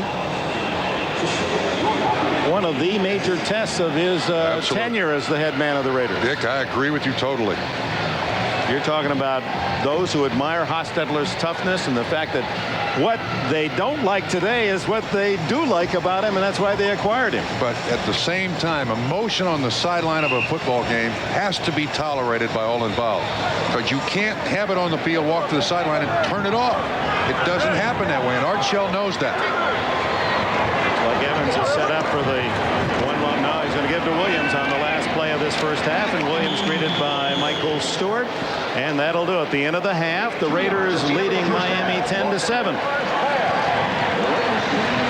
Jeff Hostetler, an academic as well as athletic all-star in his collegiate days. He'll have his brief arranged as he leaves the field, and Art Shell thinking about what's to be said from his behalf. Fighting Raiders lead 10-7. Get you caught up in all the rest of the action around the league. Let's go to Greg Gumbel in New York. Los Angeles Raiders using their defense with very little offense. 10-7 the score at the intermission, and the drama on the sidelines between head coach Shell and his quarterback situation most intriguing. Yeah, and Dick, we got to go back just before all that happened on the sideline. The last play that Jeff Hostetler took part in, if you'll watch the wide receivers, there's 3 wide receivers, a tight end, and a running back, and as the play unfolds, you find an open receiver for Jeff Hostetler to throw the ball to. There is Harvey Williams comes out of the backfield late, but that's it. He gets hit by Brian Cox, and that's what really started all the argument on the sideline. There's nobody for Hostetler to throw to. He confronts Art Shell. This is the first time when he comes off the field, and Art told us yesterday, we want him to throw the ball away. Quit taking the hits. And then Hostetler thought about it, and then he came back and started to argue and said something that Shell didn't like at all. It definitely hit Art Shell's hot button. He turned directly to Vince Evans. Really wounded quarterback there. Let's see what has happened during the intermission. Hannah Storm. Well, I talked to Jeff Hostetler as he was coming out of the locker room, asked him if he was going to start the second half. He said, "You got me." Asked him if he worked anything out. He said they had not worked anything out. And when I asked him if he even spoke with Art Shell, he said no. Shell had no comment on who was going to start the second half, Dick. All right, Hannah, we'll have to wait for that decision because the Dolphins get the ball first. trailing 10-7. Meanwhile, the Raider defense absolutely brilliant in stymieing Miami most of the half. The kickoff out of bounds, and with a new rule, that means that the Miami Dolphins will start way up on the 45-yard line. Let's take a look at the first half results, the Coors Light halftime statistics. Nothing to really scream at or scream for here. The 3 turnovers by the Miami Dolphins have produced but 10 points for the Los Angeles Raiders. The Raiders have protected the ball but not protected their quarterback. 11 passing yards for Los Angeles. Well, Hostetler and Evans heating up. I think Haas is your choice here. This is not the last game of the season. There's a lot of games left. 40-yard line to start. The kick out of bounds. And Bernie Parmalee gets the call, and good second effort. Drives out close to the 45-yard line. Nearly 5 on the carry. Derek Hoskins made the stop of Parmalee, who leads all rushers. Parmalee now with 60 yards in the game. They've got to get him the ball more. Last week, 15 carries, 91 yards. That was his best rushing day. And he's well on his way to another best rushing day if they give him the ball enough.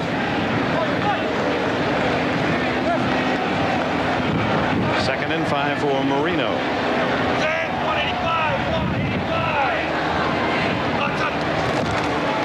Parmalee again. And he's hit by Fredrickson and secured by Albert Lewis. Short of the first down. It'll be third down and a long 2. Now, Dick, you wonder what all that happened on with all that happening on the Raiders sideline, what effect it will have on the Raider team. You can't have a situation like that and have it only affect one side of the football. And you've got the head coach arguing with the quarterback. Things are not right, no matter what the score is. Yeah, I agree with you, except that if any team in the NFL can handle it, this is it. You're right. You're right. Third and 2.5 for Marino.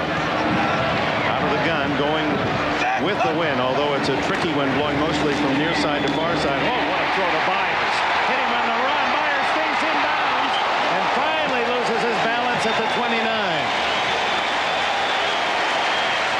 Dick, we saw this in the first half, and it worked for Miami again. It's linebacker coverage on Keith Byers. Here's Byers. Here's Beekert. It's like this. You also see Ingram with a little block out here. No call, but he gets a nice assist from Mark Ingram, number 82. He's right down in front of the cornerback's legs.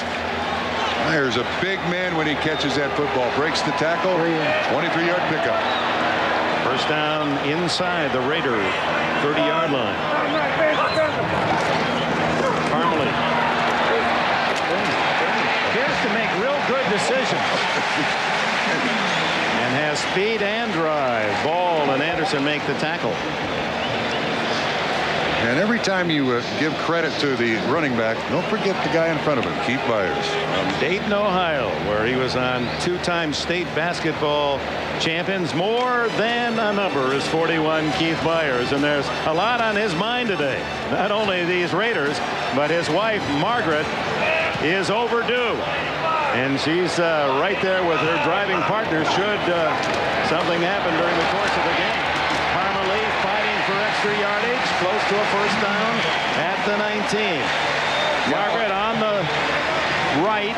She's a gospel singer and brilliant talent, and that's her niece, who was there as the designated driver. Yeah, Keith was at practice yesterday and had a beeper on, and I said, well, what happens if things start to happen on Sunday? And he said to his wife, Margaret, no game day babies. Shula doesn't like game day babies. First down. It will be their second child. He says she knows the sex of the child, but he said, I didn't want to know. He's taken the Lamaze. He said, I didn't need any refresher courses, and he went through a little breathing force yesterday. He's ready. Just get the game over, Mama. He also has that free football camp in Dayton with at least one famous participant. Dan Wilkinson, the first pick of the Bengals. Big Daddy. Parmalee lost his balance, used his left hand to get himself about 2, maybe 3. Winston Moss makes the stop. He you see a change in the emotion of the Raiders? You see kind of some wonderment on the sideline. Hostetler there in front of the fan, all by himself. Fred Bolitnikoff, the Hall of Famer, comes over to talk to him. He's about as far away from control central as you can get. Dead end. Probably good that he's far away from Art Shell. Mark Higgs comes in. First time since he fumbled that led to a Raider touchdown. Gets the call. Breaks a couple tackles inside the 15, short of a first down. Scott Davis, number 70, into the game for the Raiders, made the stop. Contact problems again. Not contract. Contact problems again for Bernie Parmalee. He was undrafted, told us that he was already interviewing for a job selling insurance. Yeah. Well, boy, has he been good insurance now in his third year here in Miami, a backup for 2 years, special team star, and now they're leading rusher. 3rd and 4.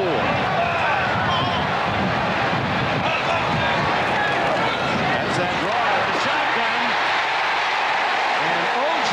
McDuffie, the carrier, to the 5. 1st and goal, Miami. Interesting formation.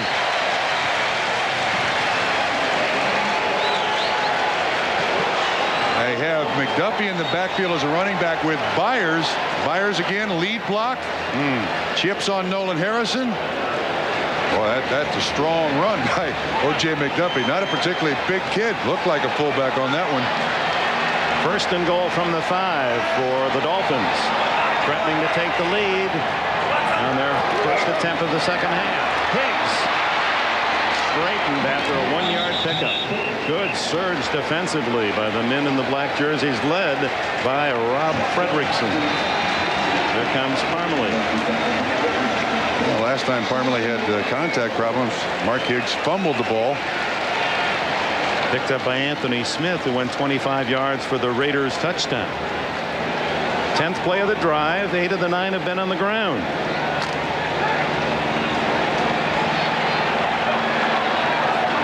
Byers moves out on a wing left.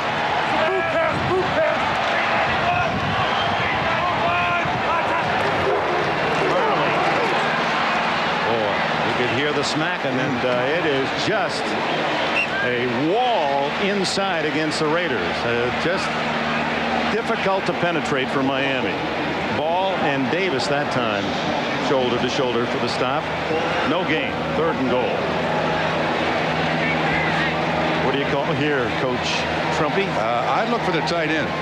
I like Keith Jackson in these situations. Big body. He's like Charles Barkley underneath the bucket. Jackson splitting away on the right side. He has the Miami touchdown.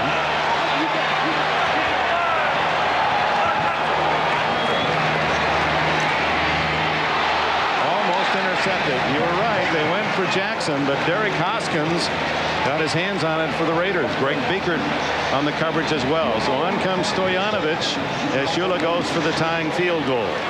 Rare that you find a tight end at 250 pounds who can split out as a wide receiver. Hoskins plays the inside. Ball thrown low. Marino did not want any kind of an interception of the ball tipped. Well, there wasn't much of a hole to throw that one in. That's never discouraged Dan Marino. That was a sliver. 21-yard attempt by Stoyanovich. He was 6 for 10 this year. And the game is anew at 10-all.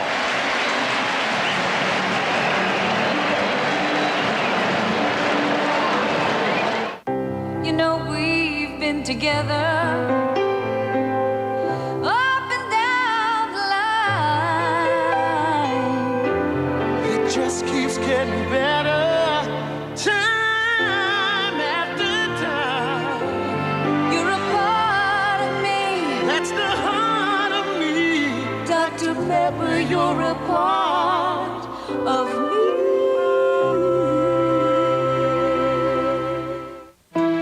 It's a reputation for dependability that grows with every year. It's a reputation for toughness, built one mountain at a time. And it's a reputation so new, yet so familiar. But best of all, it's Toyota, ranked the #1 truck line in customer satisfaction 4 years in a row.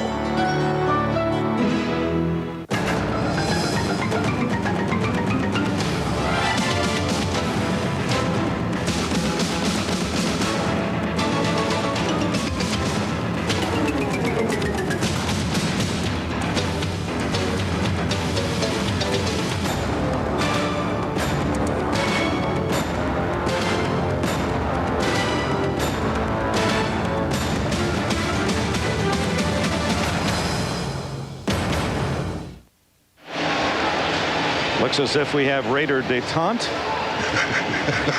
And Jeff Hostetler will return. Shuttle diplomacy by Vince Evans between Art Shell and Jeff Hostetler, and things have been settled, at least for the moment.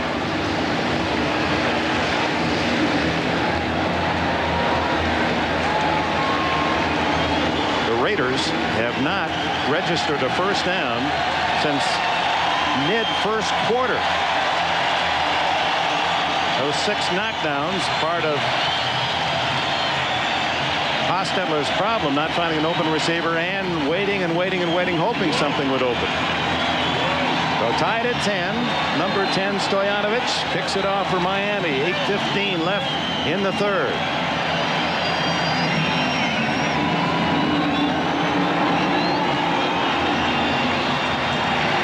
Alexander Wright at the 3.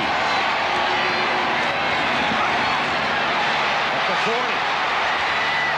Good return to the 45-yard line. Alexander Wright, 2-time NFL's fastest man, had the Jets going on that return. Timeout. Welcome back, and in that Raider huddle, wouldn't you like to hear there's going to be some pretty good humor right about now? Yeah, I agree. Also, moments like this can bring a team together. There is no question about it. I mean, Hostetler's a popular guy, hangs around with the offensive lineman, lifts weights with them. They're on his side, but they know that Art Shell's the boss, and Haas was just sent to his room for about half a quarter. Yep. First down from the Raider 45, tied at 10. They come out throwing. Good protection this time. Dumps it to Montgomery, and well read by J.B. Brown, who came up from the corner to stop him after a 3-yard gain. Tim Brown caught the only pass. And you remember we talked about that 4x100 relay and all the speed, that fearsome speed the Raiders bring in at wide receiver. Yet, as you had pointed out, Bob Trumpy, the only catch by one of the 4 was Brown, 9 yards. That was it for the first half. Yeah, so Miami, with all their problems, done a great job of neutralizing that deep speed. Hostetler. And he has Tim Brown for a long gainer inside the Miami 35. That's an 18-yard play. And that was a nice throw by Hostetler. He had coverage underneath the receiver. He had coverage on top of the receiver. Just put enough air in the ball to drop it right into Tim Brown. And he's looking at Tim Brown all the way. And Stewart, the safety, is behind him. That's beautifully done by Haas. 7 minutes left in the third.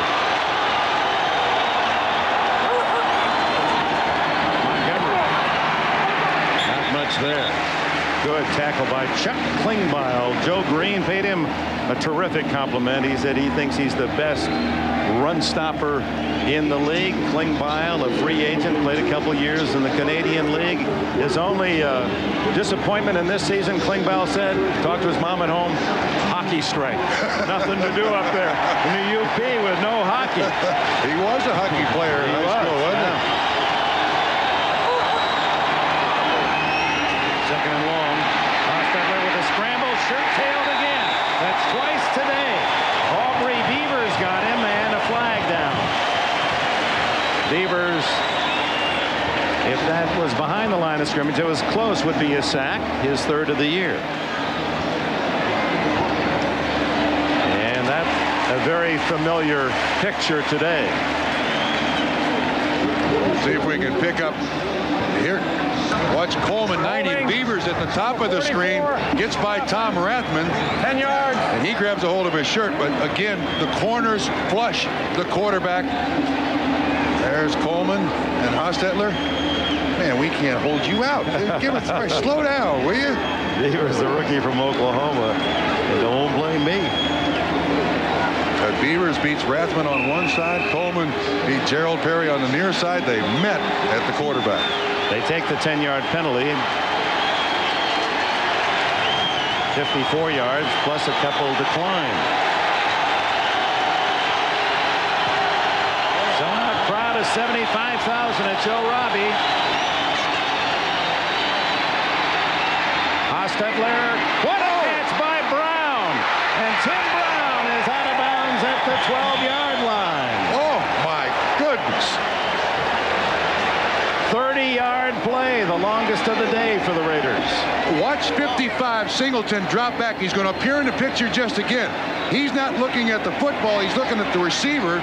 Brown sees it. What a catch by Tim Brown. That is an all-pro catch. AB by Brown in coverage. Linebackers in zone underneath.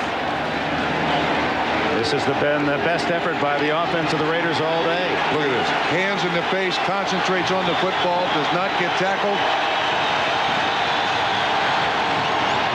Harvey Williams makes a couple of Dolphins miss on the way to the 8-yard line. A gain of 4+. Brian Cox finally with a hit. Williams, who rushed for 18 yards his first carry and then only had 14 the next 6, so they stumbling first half for the Raiders. Dick, that was a wonderful catch by Tim Brown. That was a my team needs a lift. I got to catch this ball, and he did. Brown, the 87 Heisman winner at Notre Dame, in the slot now in motion.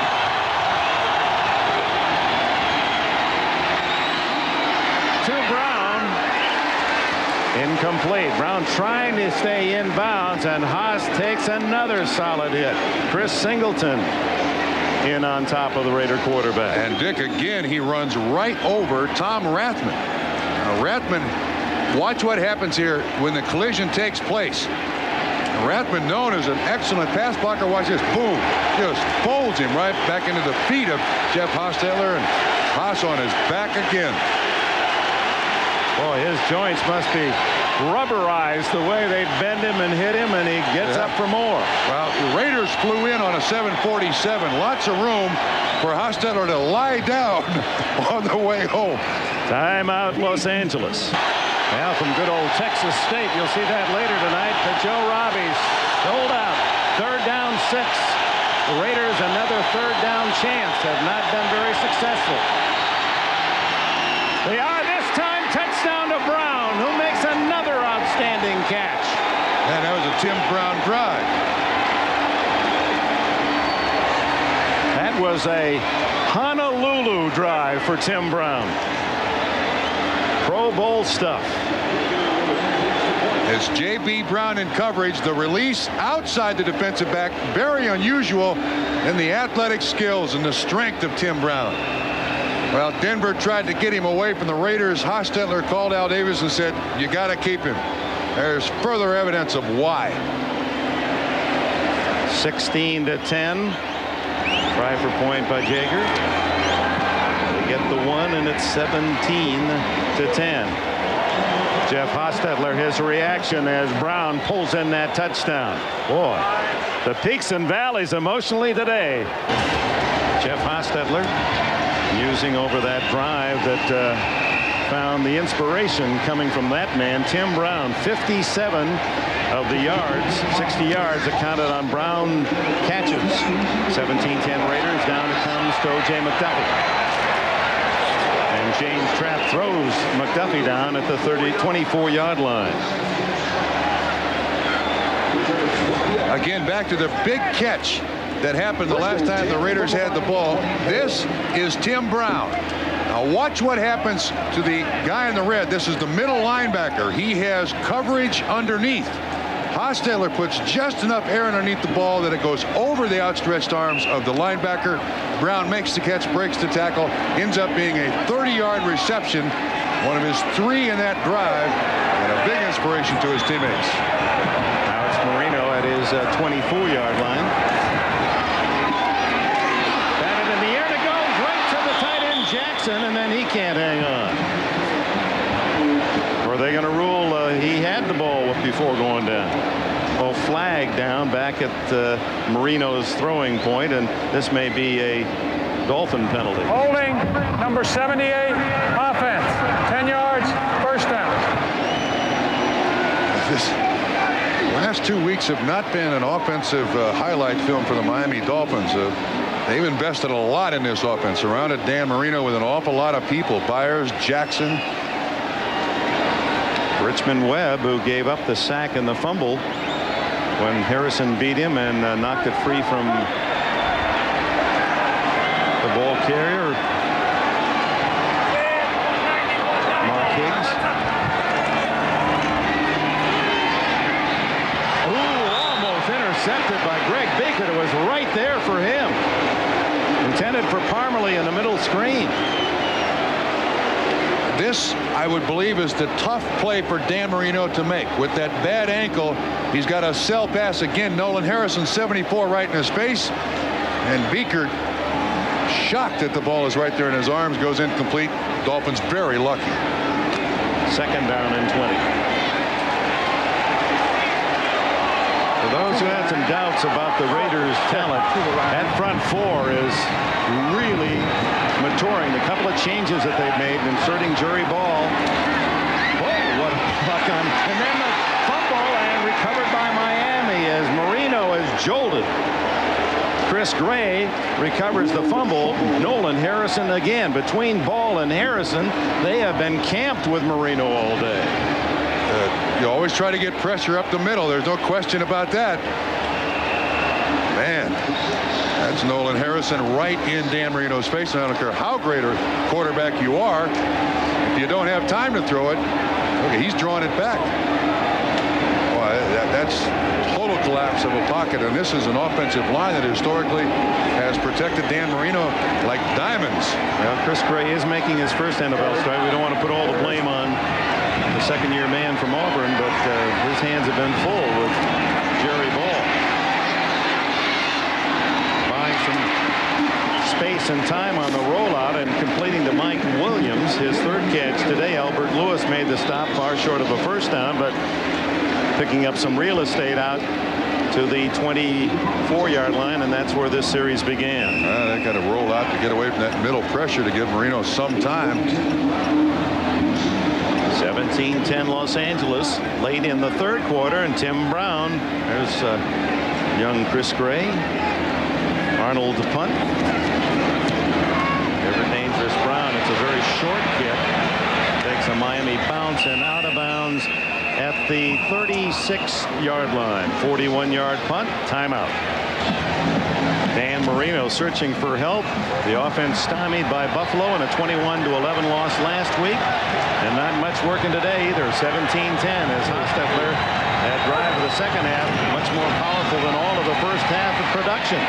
Through the hands of Brown this time. A rare miss for him. Troy Vincent, the nearest Dolphin. You know, we talked about Raiders having Miami's number. 16 wins, only 5 losses and a tie. Raiders over Don Shula's Dolphins, and more importantly, the Raiders have a winning record here, 7-5-1. When I talked to Don Shula, I didn't bring that up. Did you? No. Well, I kind of mumbled as I left the room. Meanwhile, Buffalo is losing to Indianapolis. As Harvey Williams, a huge hole, and he's across the 50-yard line. Troy Vincent finally rides him down. Gene Atkins got a piece of him, but it's 15 yards. Well, Dick, Raiders now have control of this football game. The passing on the last drive loosened up the defense of the Miami Dolphins, a little more man-to-man, and now they can go back to the run. An excellent job by Wisniewski, 76 on 51 Cox. Harvey Williams, 8-9 yards down the field before he was hit. Before he went down. Williams again in the backfield. Corralled and just does get back to the line of scrimmage. No gain. Klingbeil made the tackle. Let's go to Greg Gumbel in New York. All right. right, Dick, you mentioned what's happening in Buffalo. Take a look at Don Majkowski on for injured Jim Harbaugh. 19 yards to Floyd Turner, his second TD catch of the game. The worst passing team in the league has its third touchdown of the day by air. The Colts lead at 27-10 in Buffalo. Dick? Oh, my. 17-point lead for the Colts. So Miami fans will cheer that score when it's announced. 2nd and 10 for Hostetler.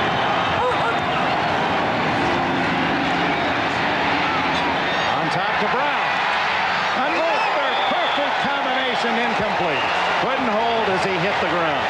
But what a beautiful rainbow throw by Hostetler right in the basket, and Troy Vincent's defense denied. Man-to-man coverage, the initial chuck. Now Vincent has the speed to stay with Tim Brown. Vincent still coming back from the knee injury. Should have been a flag. There was contact. Before the ball arrived, he grabbed his arm. There was contact. Watch the. But I mean, in full motion, that's hard to determine. 3rd and 10. Hostetler spends his second timeout of this second half. So he'll go over and talk things over. Very politely, I'm sure. Well, the real talkative guy here will be Fred Volitnikov. Yes, Archel keeping his distance. I might make mention of this. If the Raiders win this game, this is a little blip. The Raiders lose this game, this is a major problem for the Los Angeles Raiders. So winning solves a lot of things this week. Winning means you're 3-3 after a very dismal start. Losing means you're 2-4, and even though there's a favorable schedule ahead, might be difficult to think playoffs. Good point. Tomorrow night, Fresh Prince gets a visit from a great athlete, the legendary Kareem Abdul-Jabbar. It's a special Fresh Prince of Bel-Air tomorrow night at 8, 7 Central here on NBC.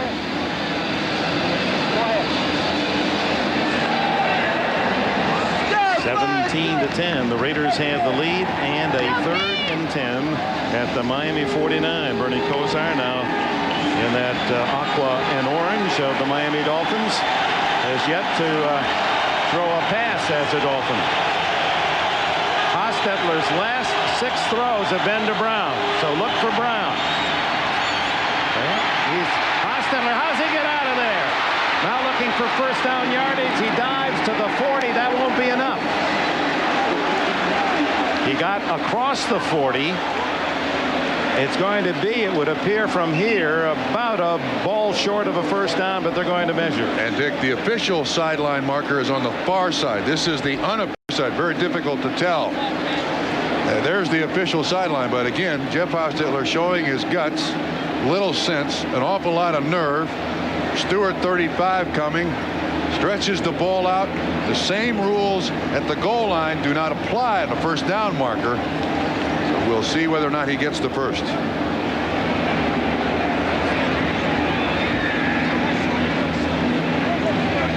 little more than a ball's length. 4th down. But there again, Hostetler, the very thing that you might be criticizing him for, or saying don't hold it so long. A lot of less experienced, less tough quarterbacks would have forced something. Instead, he waits and waits, scampers out of there, and gets you good yardage, almost a first down. Yeah, most quarterbacks think of their own self-preservation first. Hostetler, one of the few who does not.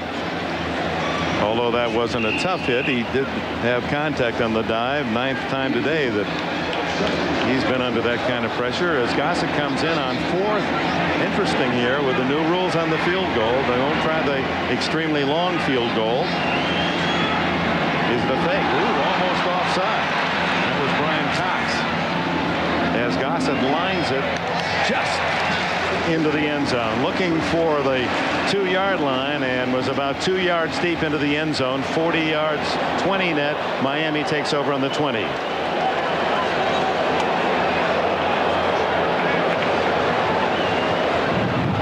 17-10 as Marino hoping he can generate some offense. Has been very little for Miami today. Behind the stats we go.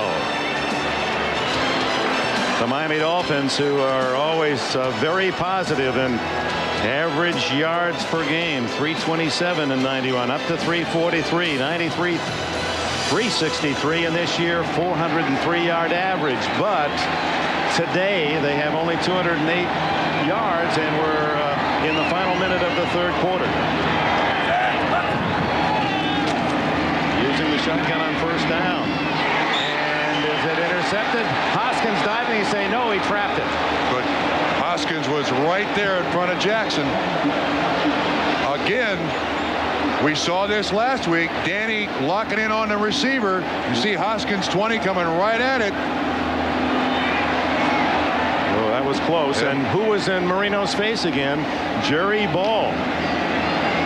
He's going to know what kind of shave lotion Ball wears. He said if I were only 6'5", I'd be a multi-millionaire. They'd be playing me outside, and I'd be rushing those passes. And Richmond Webb this time pulls off the line. Scott Davis, the man he's trying to block. I do notice that Chester McLaughlin. Prior to the snap, number 78 offense. 5 yards, second down. That's on Richmond Webb. Chester McLaughlin not in there. I mean, they use a combination of defensive people up front, but there's McLaughlin on the sideline without his shoulder pads. They were wrapping his high chest. Trying to get a report. Might have been his upper arm. Marino in the hole, 2nd and 15 at his own 15. A draw. Patiently waited, but got only 3, and a tough tackle from the rookie Rob Fredrickson. Hannah? Dick, the wind is picked up here. It's blowing from Dan Marino's left to his right, from the Dolphins sideline to the Raiders sideline. In fact, that last pass that he threw that almost got picked off was directly into the wind, Dick. All right, thank you, Hannah. Tricky stuff in these open stadiums. You can't always tell by the flag direction. Often it's exactly the opposite. And for the second straight week, the Miami Dolphins face considerable win. Last week in Buffalo really presented problems. Now here in their home stadium. 3rd down, 11. It's an injured shoulder. Chester McLaughlin probably will not return. 3rd and 13. Incomplete. And again, that pass into the wind, sailing away from O.J. McDuffie. Nolan Harrison applying the pressure and boost here. This is amazing. It hasn't happened often in Dan Marino's career at Joe Robbie Stadium. He looked labored when we saw him at practice on Saturday, Dick. Like he'd suffered all week with the performance of the offense last week in Buffalo. Just not working the last 2 weeks. It may or may not be the way. Jim Arnold. Another wobbler. Brown on the short kick at the 45. And Greg Beatty gets a fumble the ball. Miami. Stripped by Greg Beatty. I think Brown is arguing that he was down, and Bernie Parmalee recovers. Right in front of Art Shell, who is pleading the case as well that Brown's knee was down. I've not seen an indication yet, have you? Last play of the third quarter. Bob McElwee wants to gather him around and make sure of this one. We'll take a look at it. Beatty makes the first contact. Well, hard to tell from there. Can't tell from that angle. Sure looked as if he would be tough for him not to be down for the ball to pop out. This is a key call here. This either puts Miami back in the game.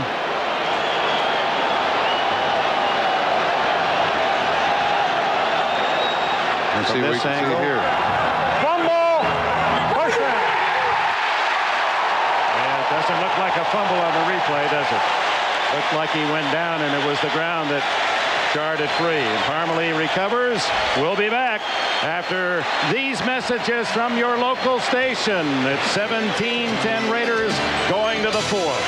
Presented by authority of the National Football League and is intended for the private use of our audience. Any rebroadcast or other use of this telecast without the express written consent of the NFL is prohibited.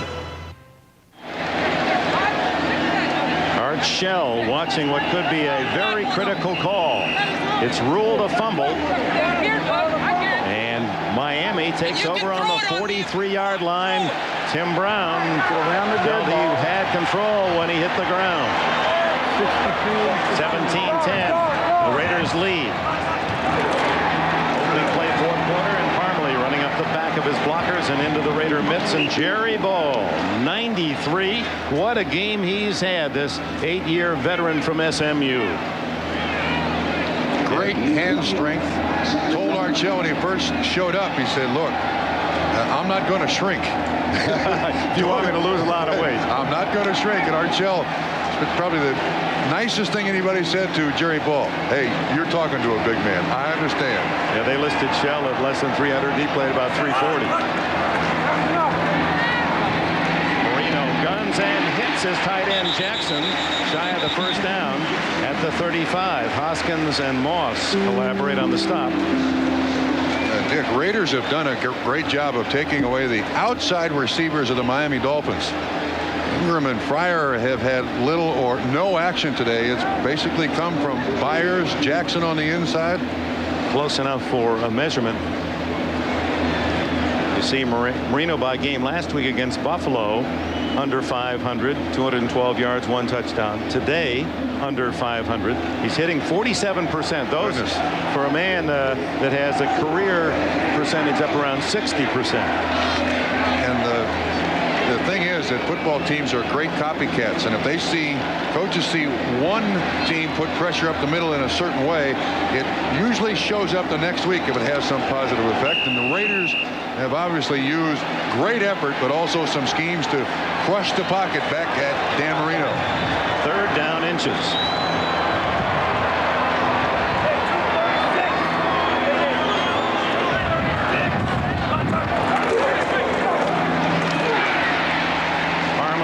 Battling and has the first down. Boy, you could hear the contact. Another big hit by Keith Byers on the lead block. He got Fredrickson 53 out of the hole. Yeah, the value of Byers, and all fans, we're all guilty of not seeing the cause for good things. And Byers, the block, is important as what Parmalee does. This took Fredrickson right out of there. What did Steve Smith, former Raider, tell us? Is blocking takes courage. Low man wins. Low man. First down for Marino at the 32, trailing by 7. Better protection this time. He throws incomplete and intercepted by Albert Lewis. No, he trapped it, dropped it, and it bounced right back up to him. And Albert Lewis, the crafty veteran on that corner. Ingram looked to be open, and Marino saw it that way, but watch Lewis. Albert Lewis always been able to cover ground. If that pass is thrown high again to Ingram, he's got a better chance to catch it. Again, I think the wind is having, for the second week in a row, a real effect on Dan Marino. He normally throws the ball very well. Albert Lewis, the former Kansas City Chief. And one of the reasons he has only 38 career interceptions is the fact they don't throw at him. He's always been so good, you stayed away from his side. Marino underneath the Byers, and he has a first down inside the 20. Tackled by Mike Jones. 14 for Byers. Don't get too excited, Margaret. From out of the backfield, again, linebacker coverage. This time the pattern is inside for Keith Byers. No one there close, although Land does eventually make the tackle. Quiet, please. Please, Margaret. Please. Maybe she's listening. She said, I better be careful. She's not going to stand up and cheer. I know that. Any day for Margaret. Byers has had a catch in every quarter of the game. Byers, he's open. Touchdown! Oh, my!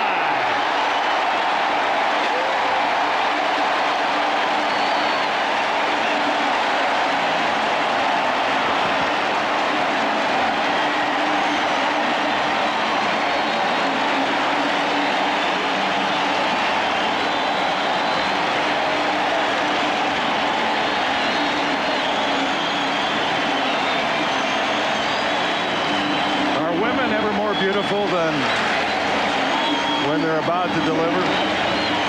Keith Byers has to make Mama Margaret happy. And about 75,000 others here at Joe Robbie. Now the try for point by Stojanovic to tie it.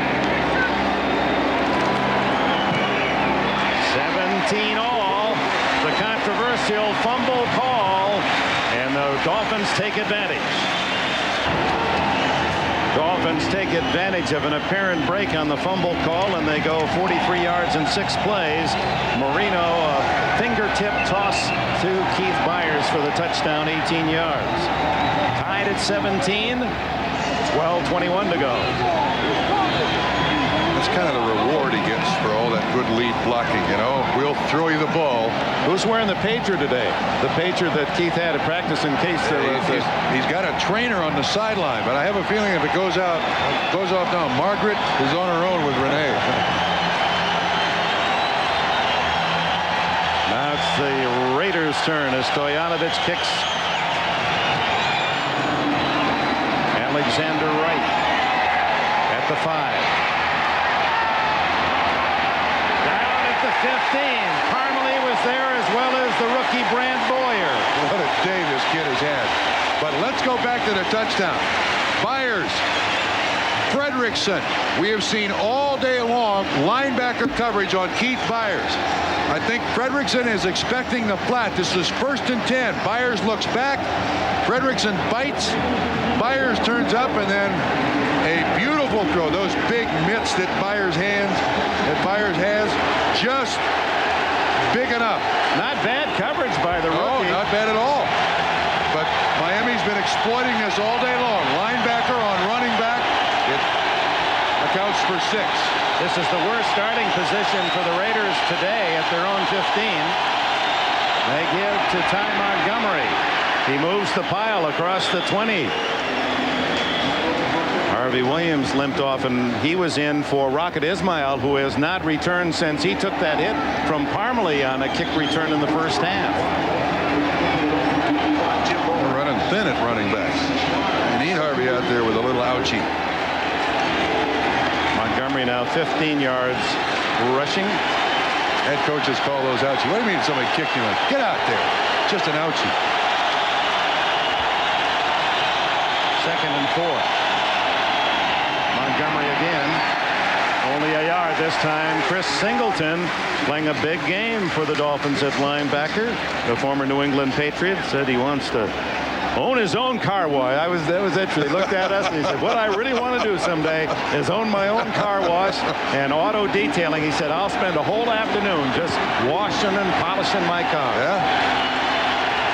His twin brother rooting for him out in Tucson, Arizona, where he's an assistant coach at University of Arizona. Twin Kevin had leukemia and bone marrow gift from Chris, number 55, to give him life. 3rd down. Haas scrambles, 1st down, and down he goes at the 28-yard line. Frankie Smith there to make sure. Tom Olivadotti, the defensive coordinator of the Miami Dolphins, told me yesterday, he said, you know, Hostetler is most dangerous when he shakes out of that pocket because he doesn't look downfield to throw. He looks downfield to run. There was another instance. Harvey Williams returns. Klingbeil went out. He's playing with a knee injury, a knee brace today. There's Chuck. 10 seconds, and Hostetler barely beats the clock with that call, and Williams hit at the 30.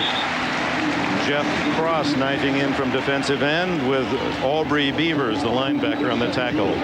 Beautiful day, and this is a magnificent new stadium. Joe Robbie, 75,000 a sellout to see the Raiders and Dolphins, 2 long-standing foes of the AFC.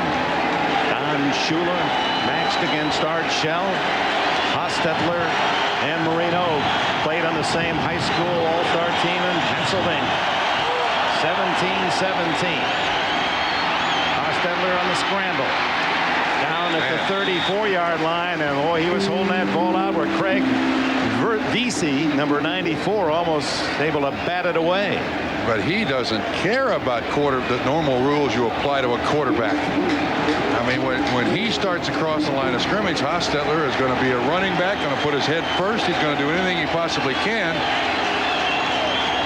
Cincinnati pulling up on Pittsburgh, and only a minute left at Buffalo, where the Colts lead by 10. Again, now we're keeping track. That's the 11th hit that Hostetler has had today. 3rd and 4.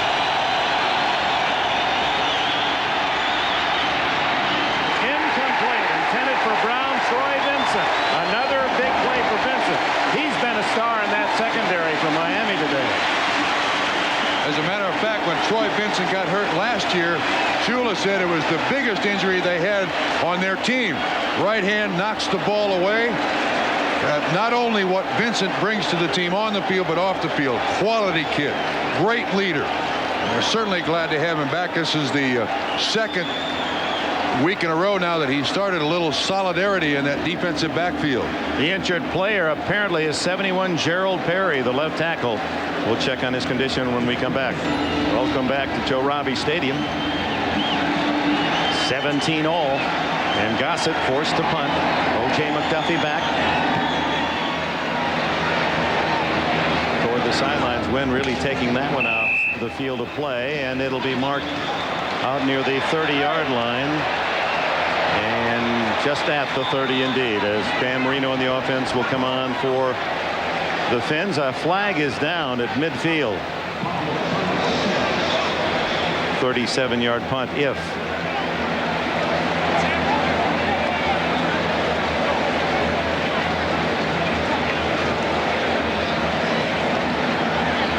Of the officiating that's changed that I really applaud. They get together and make sure. Offsetting personal fouls. 53 of the kicking team. 55 of the kicking team. 53 of the receiving team. Penalties offset. First down.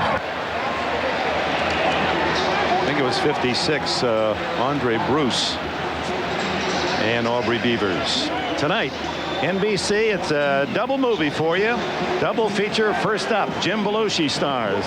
Network television premiere of Curly Sue, and then another comedy, and the only place you're going to find football on television tonight, the network premiere of the gridiron comedy Necessary Roughness. All tonight, starts at 7, 6 Central here on NBC.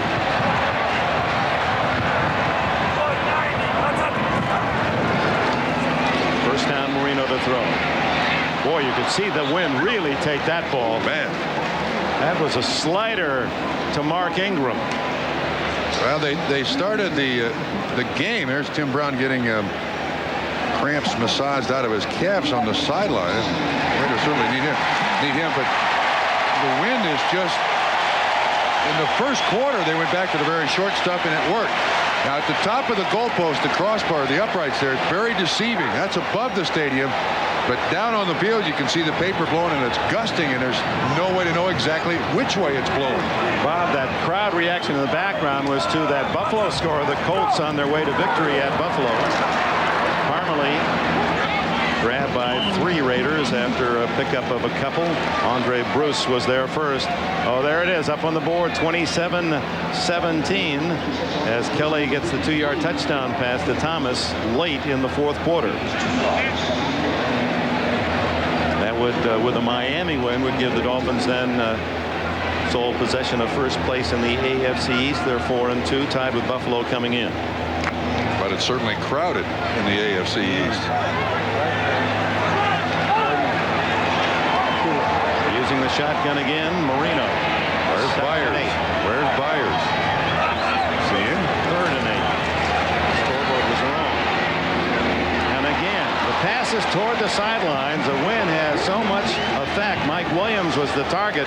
You can see him just diving like a sidearm sinker. I think Dan's very mad at himself, but there's not much you can do about the conditions unless you throw underneath and come up with some shorter stuff. But on a 3rd and 10, you don't have a 3rd and 8. You don't have much choice. You got to at least try to get the first down.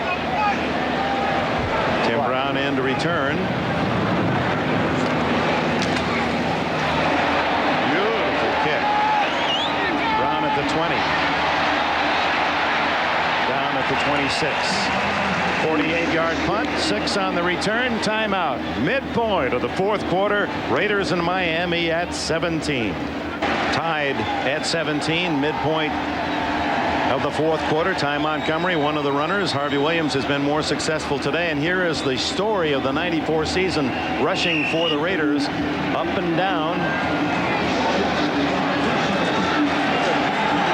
86 against New England, and today their best of the season, 106 yards. And based on the shell and Raider philosophy, that should be good enough to win.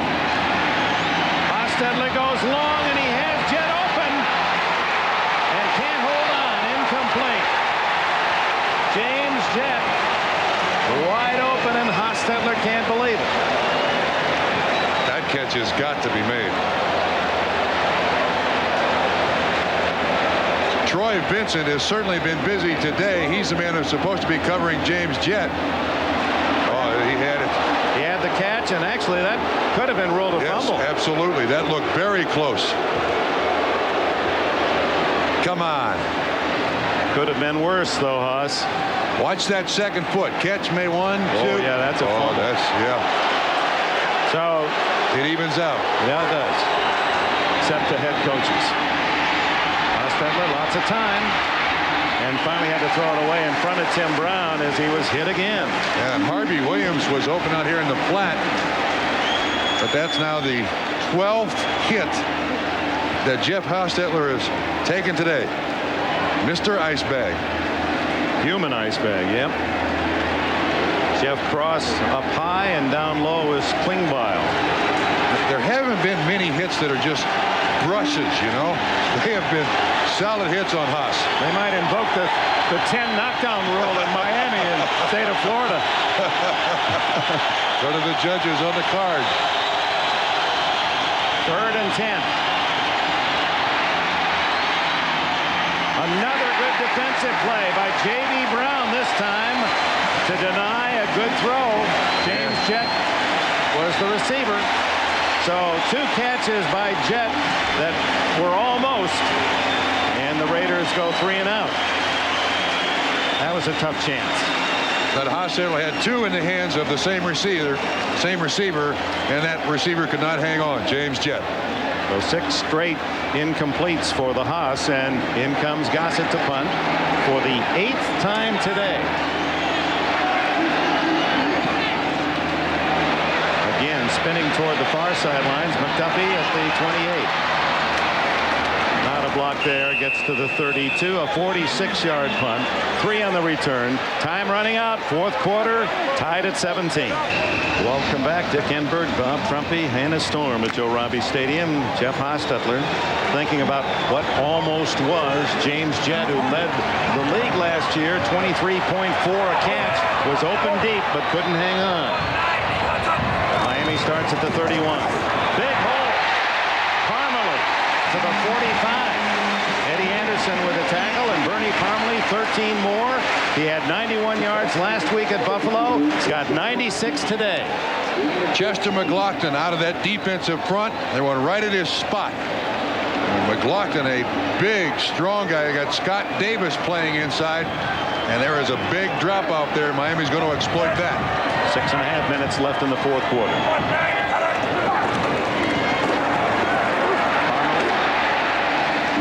Just weaving his way for 5 to midfield.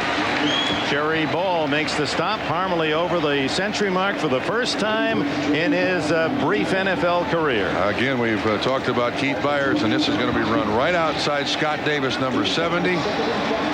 Good lead block again on Winston Moss by Keith Byers. Nice pickup, Bernie Parmalee. Ball State Cardinals of the Mid-American Conference. Oh, the pitch back. Marino looking for Fryer. Incomplete. He just stood there. Albert Lewis knocked it away. Irving Fryer just stood there. He runs the pattern and stopped. If he comes back for the football, Dick, it's a completion. It's absolutely amazing. Irving Fryer is a veteran receiver, but watch as this unfolds.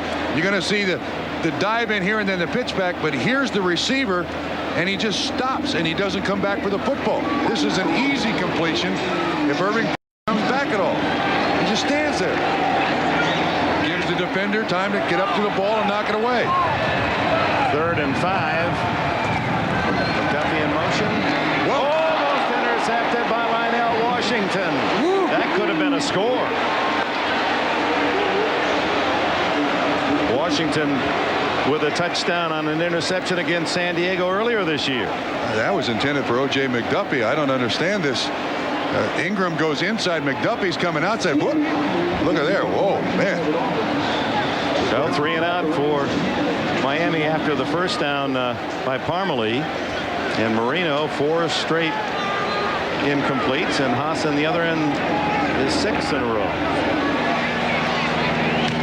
Arnold hits a dying spiral. Brown lets it go in the end zone. 50 yards, net 30. On come the Raiders, tied at 17 with 5:26 left. A reminder, next Sunday we invite you to join us for our continuing NFL coverage. NFL Live at 12:30. Host Greg Gumbel.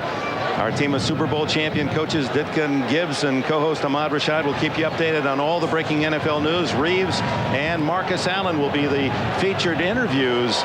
And there are the games. Pittsburgh, the Giants, Seattle, Kansas City early. Denver, San Diego, our big late game.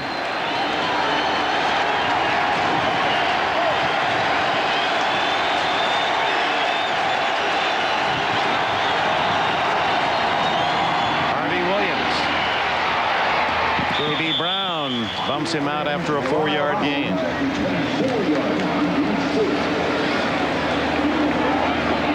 Chester McLaughlin, he's got his shoulder bandaged and his ankle iced. That ankle is from that surgery he had with the pin in it. Took the pin out and really slowed down his progress this summer, but came in with a sore shoulder. Played well along with Jerry Ball, but of the two, Ball had the bigger impact today. 2nd and 6 for Hostetler. Rathman. Oh, is he hit by Michael Stewart. The safety playing right up on the line of scrimmage. What a hit. Kind of odd. 2nd down and considerable yardage, and you give it to the fullback. Normally this is a tailback-oriented offense. That was a fine hit by Michael Stewart. Of course, he'll hit anybody. He's not particular. Rathman out. 3rd wide receiver Hobbs in. 3rd down 5.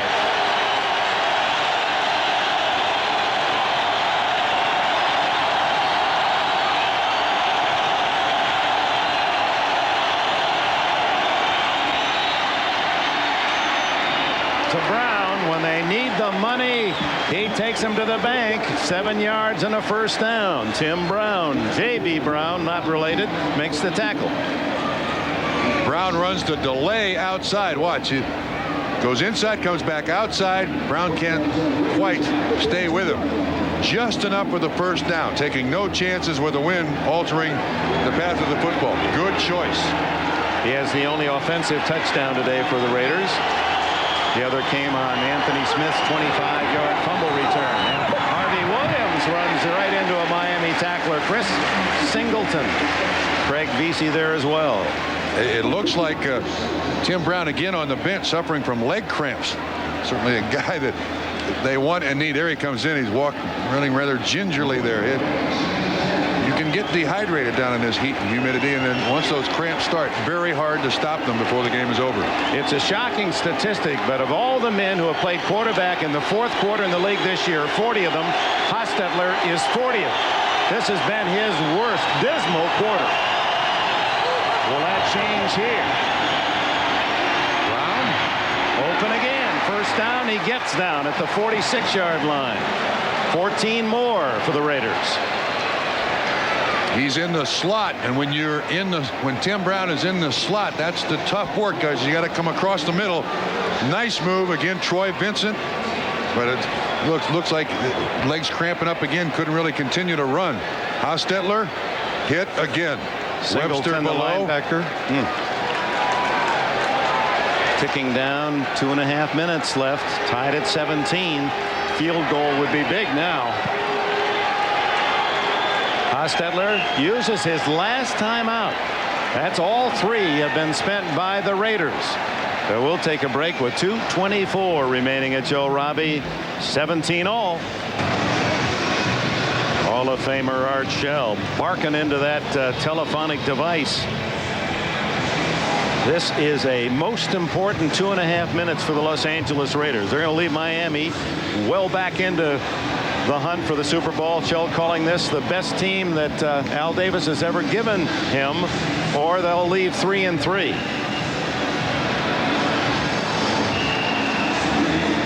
In the 4th quarter this year, Marino ranked 4th in terms of production, 4 touchdowns, no interceptions, and Hostetler 40 out of 40. Hard to believe. Wow, that is absolutely amazing, because Hostetler, one of those gritty guys that you would consider to have a great quarter in the 4th quarter. 1st and 10. From his 46, the give to Harvey Williams. Good yardage down to the 47 of Miami. A pickup of 7. Aubrey Beavers made the stop. Good blocking out in front of Harvey Williams. Glover, the tight end. Wisniewski, 76 on the pull. Rathman, nice block on Chris Singleton.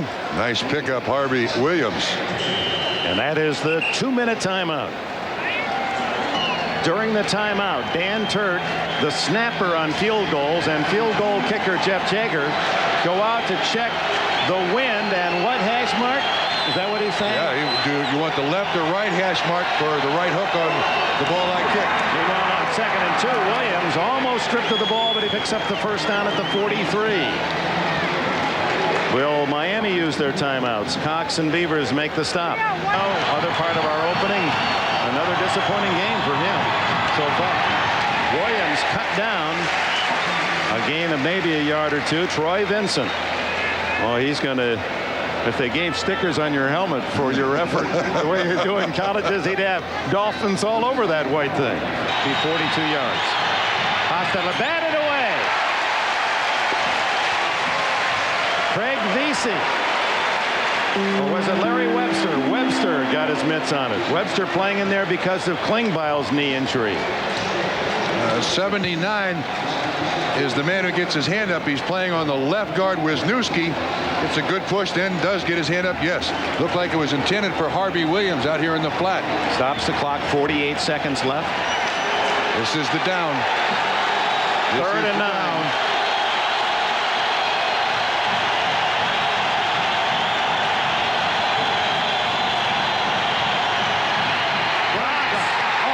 Brian Cox with a sack.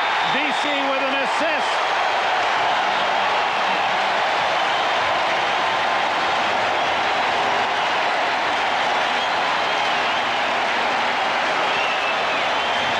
Risk the chance of hitting the punter and giving the Raiders the ball. I wouldn't think so.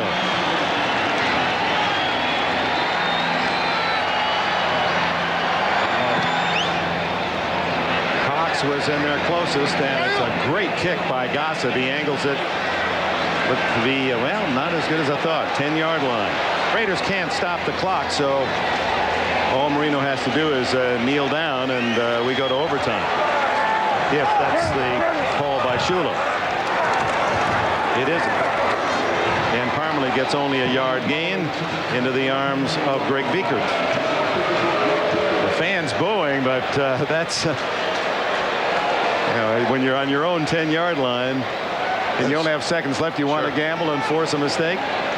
Meanwhile, Rathman and Williams and company are going to be punching into overtime. That's the last play of regulation. We'll stay here for the coin toss, and then they'll have that 3-minute break. So the first overtime contest for these two teams this year. Regulation over at 17.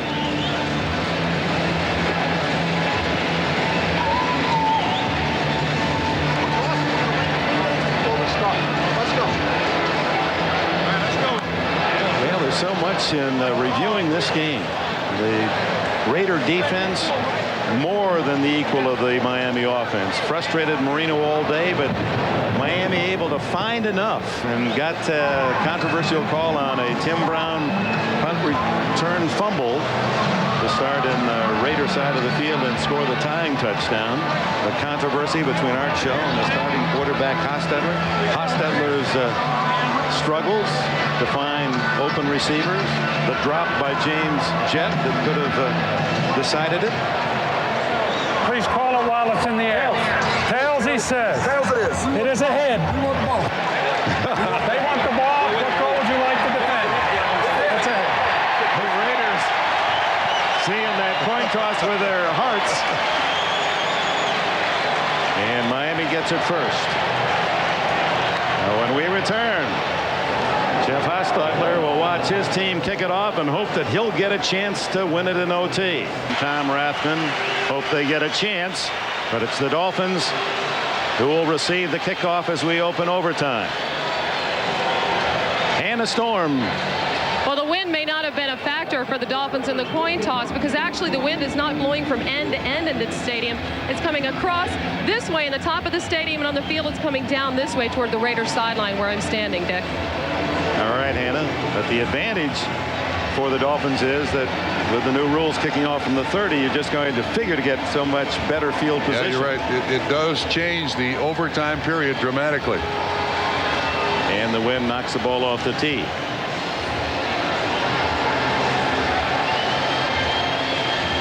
Raiders more successful through the years in overtime. How that relates to this season is minimal, but Miami with the ball in the home field. Good kick. Jaeger sends it high to the 5. And McDuffie runs into his own blocker and down at the 23-yard line. 48.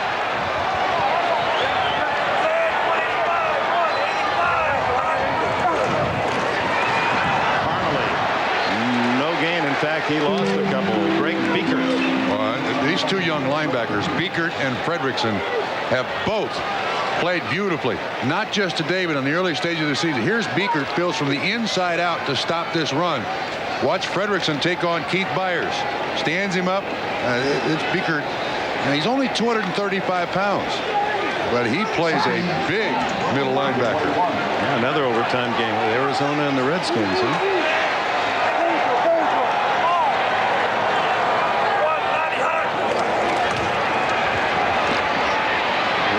Oh, how did he get that ball through there to Mark Ingram? First down at the 35-yard line. Definitive. You got to go with it. Pitch back to Parnley. Out of bounds at the 37-yard line.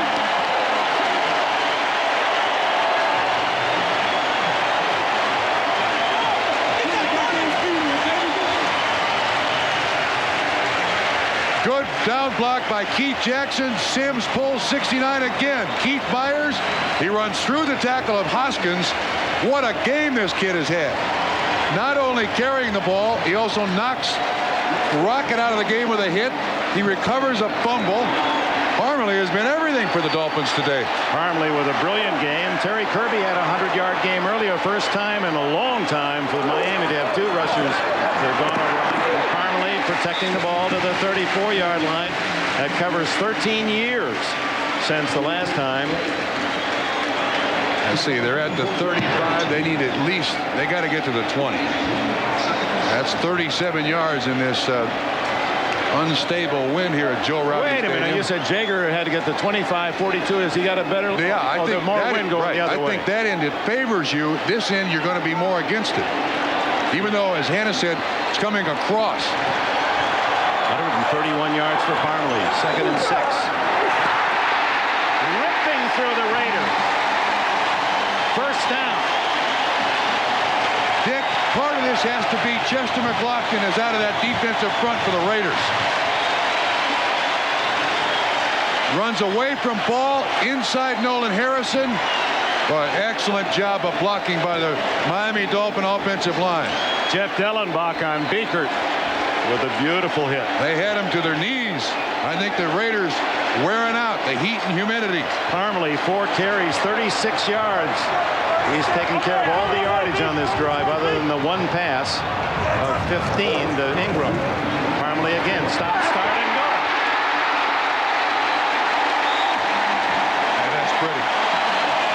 is this kid really? Man, you don't go from being a special teams player last year and then basically out of the picture at the beginning of the season until Terry Kirby gets hurt and emerged as a running back like this. That's pretty. That's quite an insurance policy. Oh, that is pretty. First down, just inside the Raiders 17. Now, what's point-blank range in Don Shula's mind for Pete Stoyanovich? He's a big factor not being in there. McLaughlin. Parmalee's out, and Mark Higgs comes in. But the give is to Byers, and he takes a wallop from Derek Hoskins and Winston Moss. A gain of a yard. In Shula's mind, there has to be, do I go for it now and try to get the field goal and not risk a fumble? Risk a turnover here. Parmalee exhausted. What a game. A career game indeed for Bernie Parmalee. I'm not sure if I'm Miami if I wouldn't take a timeout here just to get Parmalee rested back into the lineup. Higgs still in there. Maybe they've decided this is far enough. Stoyanovich, which hash mark do you want it on?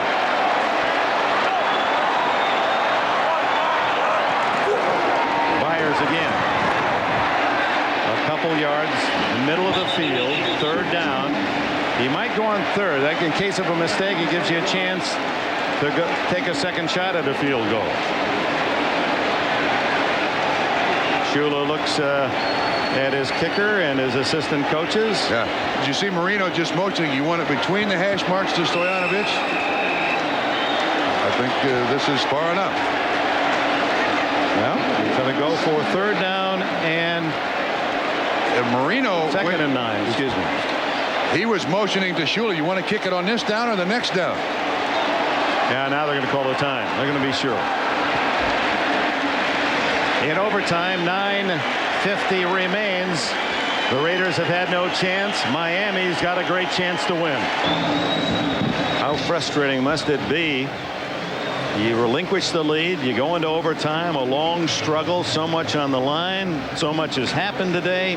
And maybe you don't even get a chance to play in overtime on offense. And Dick, I think your point about where they kick the ball off now, you get such good field position, you really don't have to establish field position in the overtime period. Although here they started from their 22, Miami, they had to go a good distance. 63 yards they traveled to come to 2nd and 9 inside the 15.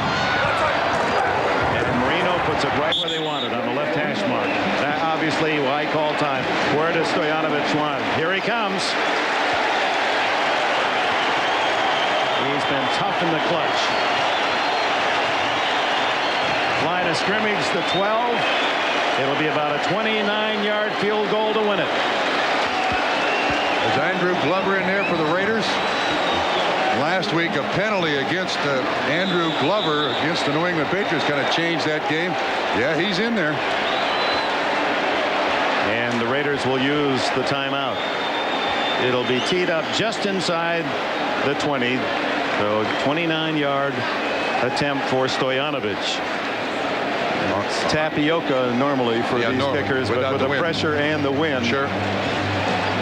But you've got Jim Arnold as the holder. The one thing I'm sure Shula's told Arnold is that if there's any problem with the snap or any difficulty, just swallow it, kneel on it, and we still got another chance on 4th down. Remember, this is the 3rd down play. The snapper is Dellenbach, an excellent field goal snapper. So for the Dolphins, if successful, they go 5-2 and have sole possession of first in the AFC East. Hey, watch him jumping! Watch him jumping! yeah, he's still in the line judge. Don't let him jump.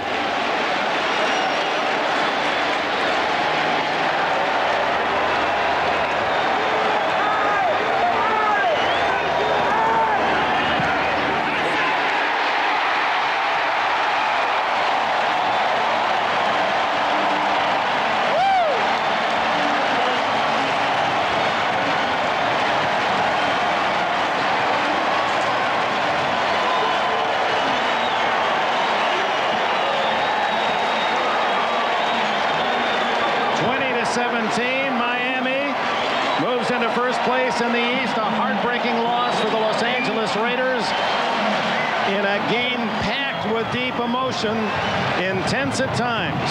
Former high school all-star teammates Dan Marino and Jeff Hostetler know best of all. Stoyanovich set up on the left hash mark, drills it down the middle from 29. His reputation tough in the clutch, and he proves that once again. Jim Arnold had the best view.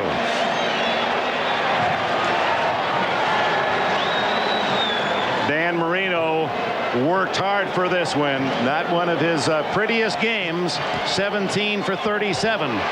But what counts is that big W they're going to hang up in the Monday morning standings. Meanwhile, the Raiders, as you said, that trip home on that big 747, I would guess there are going to be a lot of little meetings, yes, a lot of talking. Agreed. And perhaps even one big meeting. A tough one for Art Shell's team. They go 2-4. Did not have a chance in overtime. Hall of Fame coach, a Hall of Fame owner. Better than any words. Miami prevails in overtime. We'll be right back to Joe Robbie. We're back with the employee owners of Avis saluting the game's most valuable player, number 30 of the Miami Dolphins, Bernie Parmalee. He rushed for 150 yards today, the 7th best in Miami Dolphin history. Parmalee, who was a free agent pick 3 years ago by Don Shula, said the kid just hustles all the time. He's the kind of man I want on my team. He had great foresight. Parmalee and Miami have won in overtime 20-17. Coming up next on NBC, don't miss the exciting conclusion of the Skills Challenge as 8 of golf's top players continue their competition. Short game, iron shots, bunker shots, and putting. So for Bob Trumpy and Hannah Storm, I'm Dick Enberg saying so long from Joe Robbie Stadium in Miami, Florida. This has been a presentation of NBC Sports in our 30th year of covering the NFL.